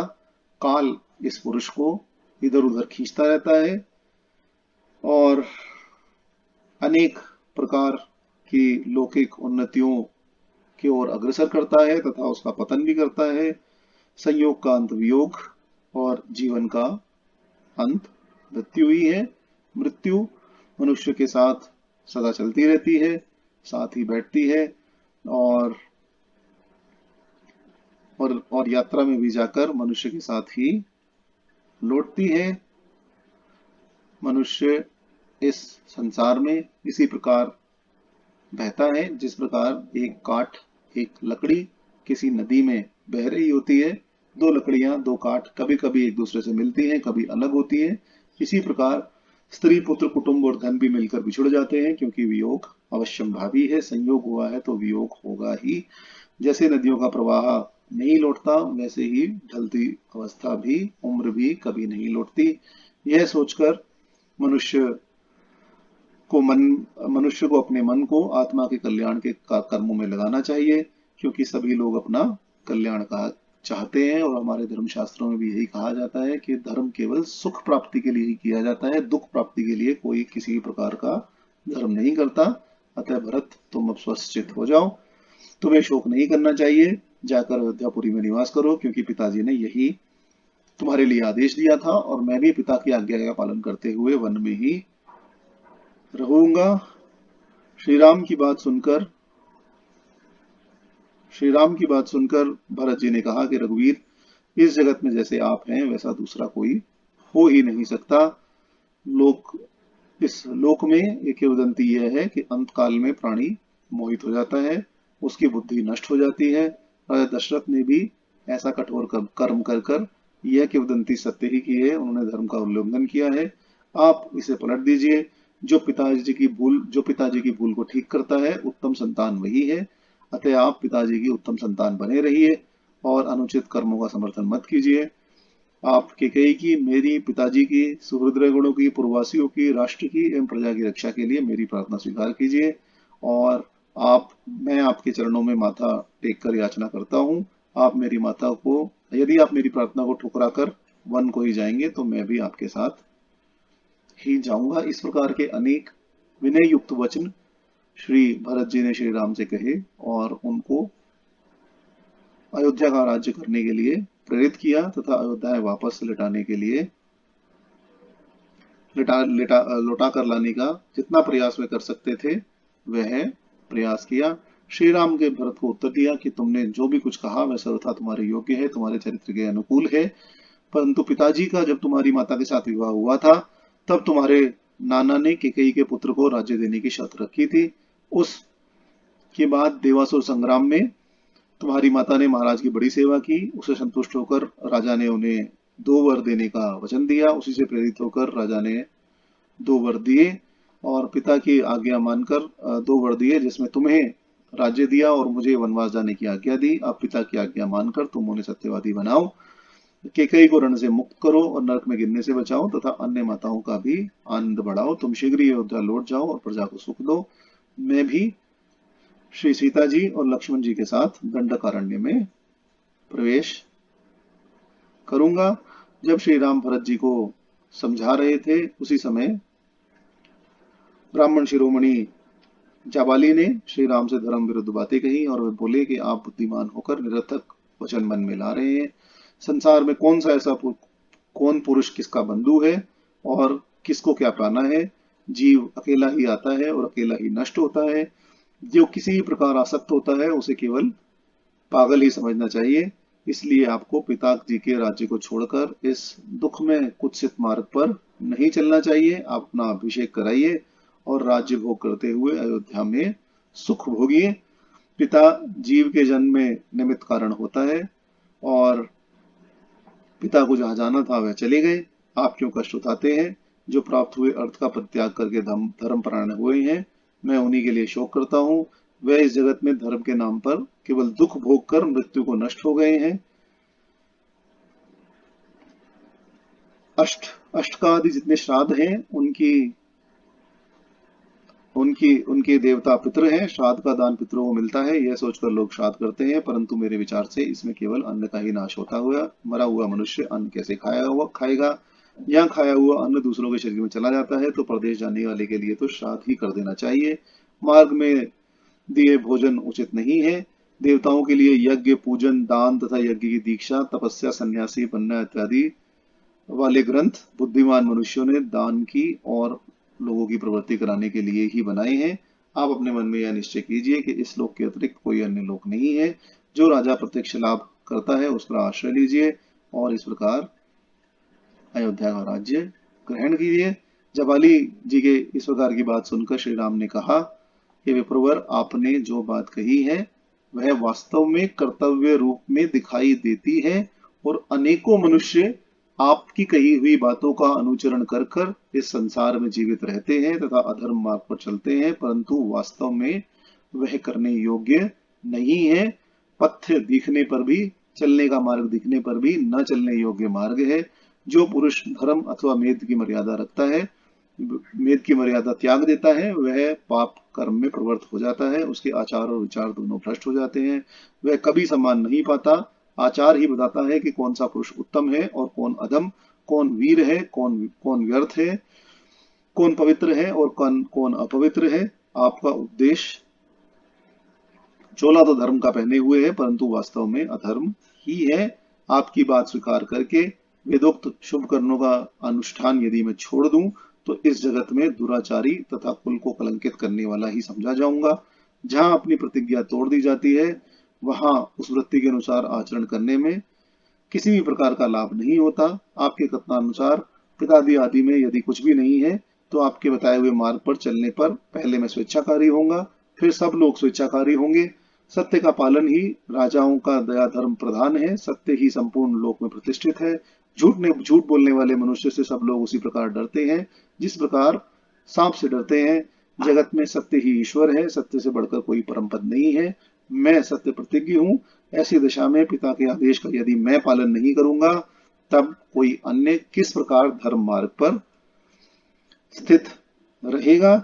मनुष्य अपने शरीर से जो जो पाप करता है, पहले मन में उससे निश्चय करता है, फिर वाणी से दूसरों को कहता है और तब दूसरों के सहयोग से शरीर द्वारा संपन्न करता है। इस प्रकार एक ही पाप कायिक, वाचिक और मानसिक तीनों प्रकार का होता है। आपकी बुद्धि विषय मार्ग में स्थित है। आपने वेद विरुद्ध मार्ग का आश्रय ले रखा है। आप घोर नास्तिक और धर्म के मार्ग से कोसों दूर हैं। पिताजी ने आपको अपना याचक क्यों बनाया, मैं इसकी निंदा करता हूं। जैसे तो चोर दंडनीय है, वैसे ही वेद विरोधी भी दंडनीय है। जब श्री राम ने ऐसी रोषपूर्वक बातें जवाली मुनि से कही, तब तब उन्होंने विनय पूर्वक आस्तिकता पूर्ण सत्य में कर वचन कहे। उन्होंने कहा कि रघुनंदन, मैं ना तो नास्तिक हूं, ना नास्तिकों की ही बातें करता हूं। परलोक आदि कुछ भी नहीं है, ऐसा मेरा मत नहीं है। इस समय ऐसा अवसर आ गया था कि आपको प्रेरित करने के लिए मैंने नास्तिकों जैसी बातें कह डाली। मैंने जो कही उसमें मेरा उद्देश्य यही था कि आप किसी प्रकार सहमत होकर अयोध्या लौटने के लिए तैयार हो जाएं।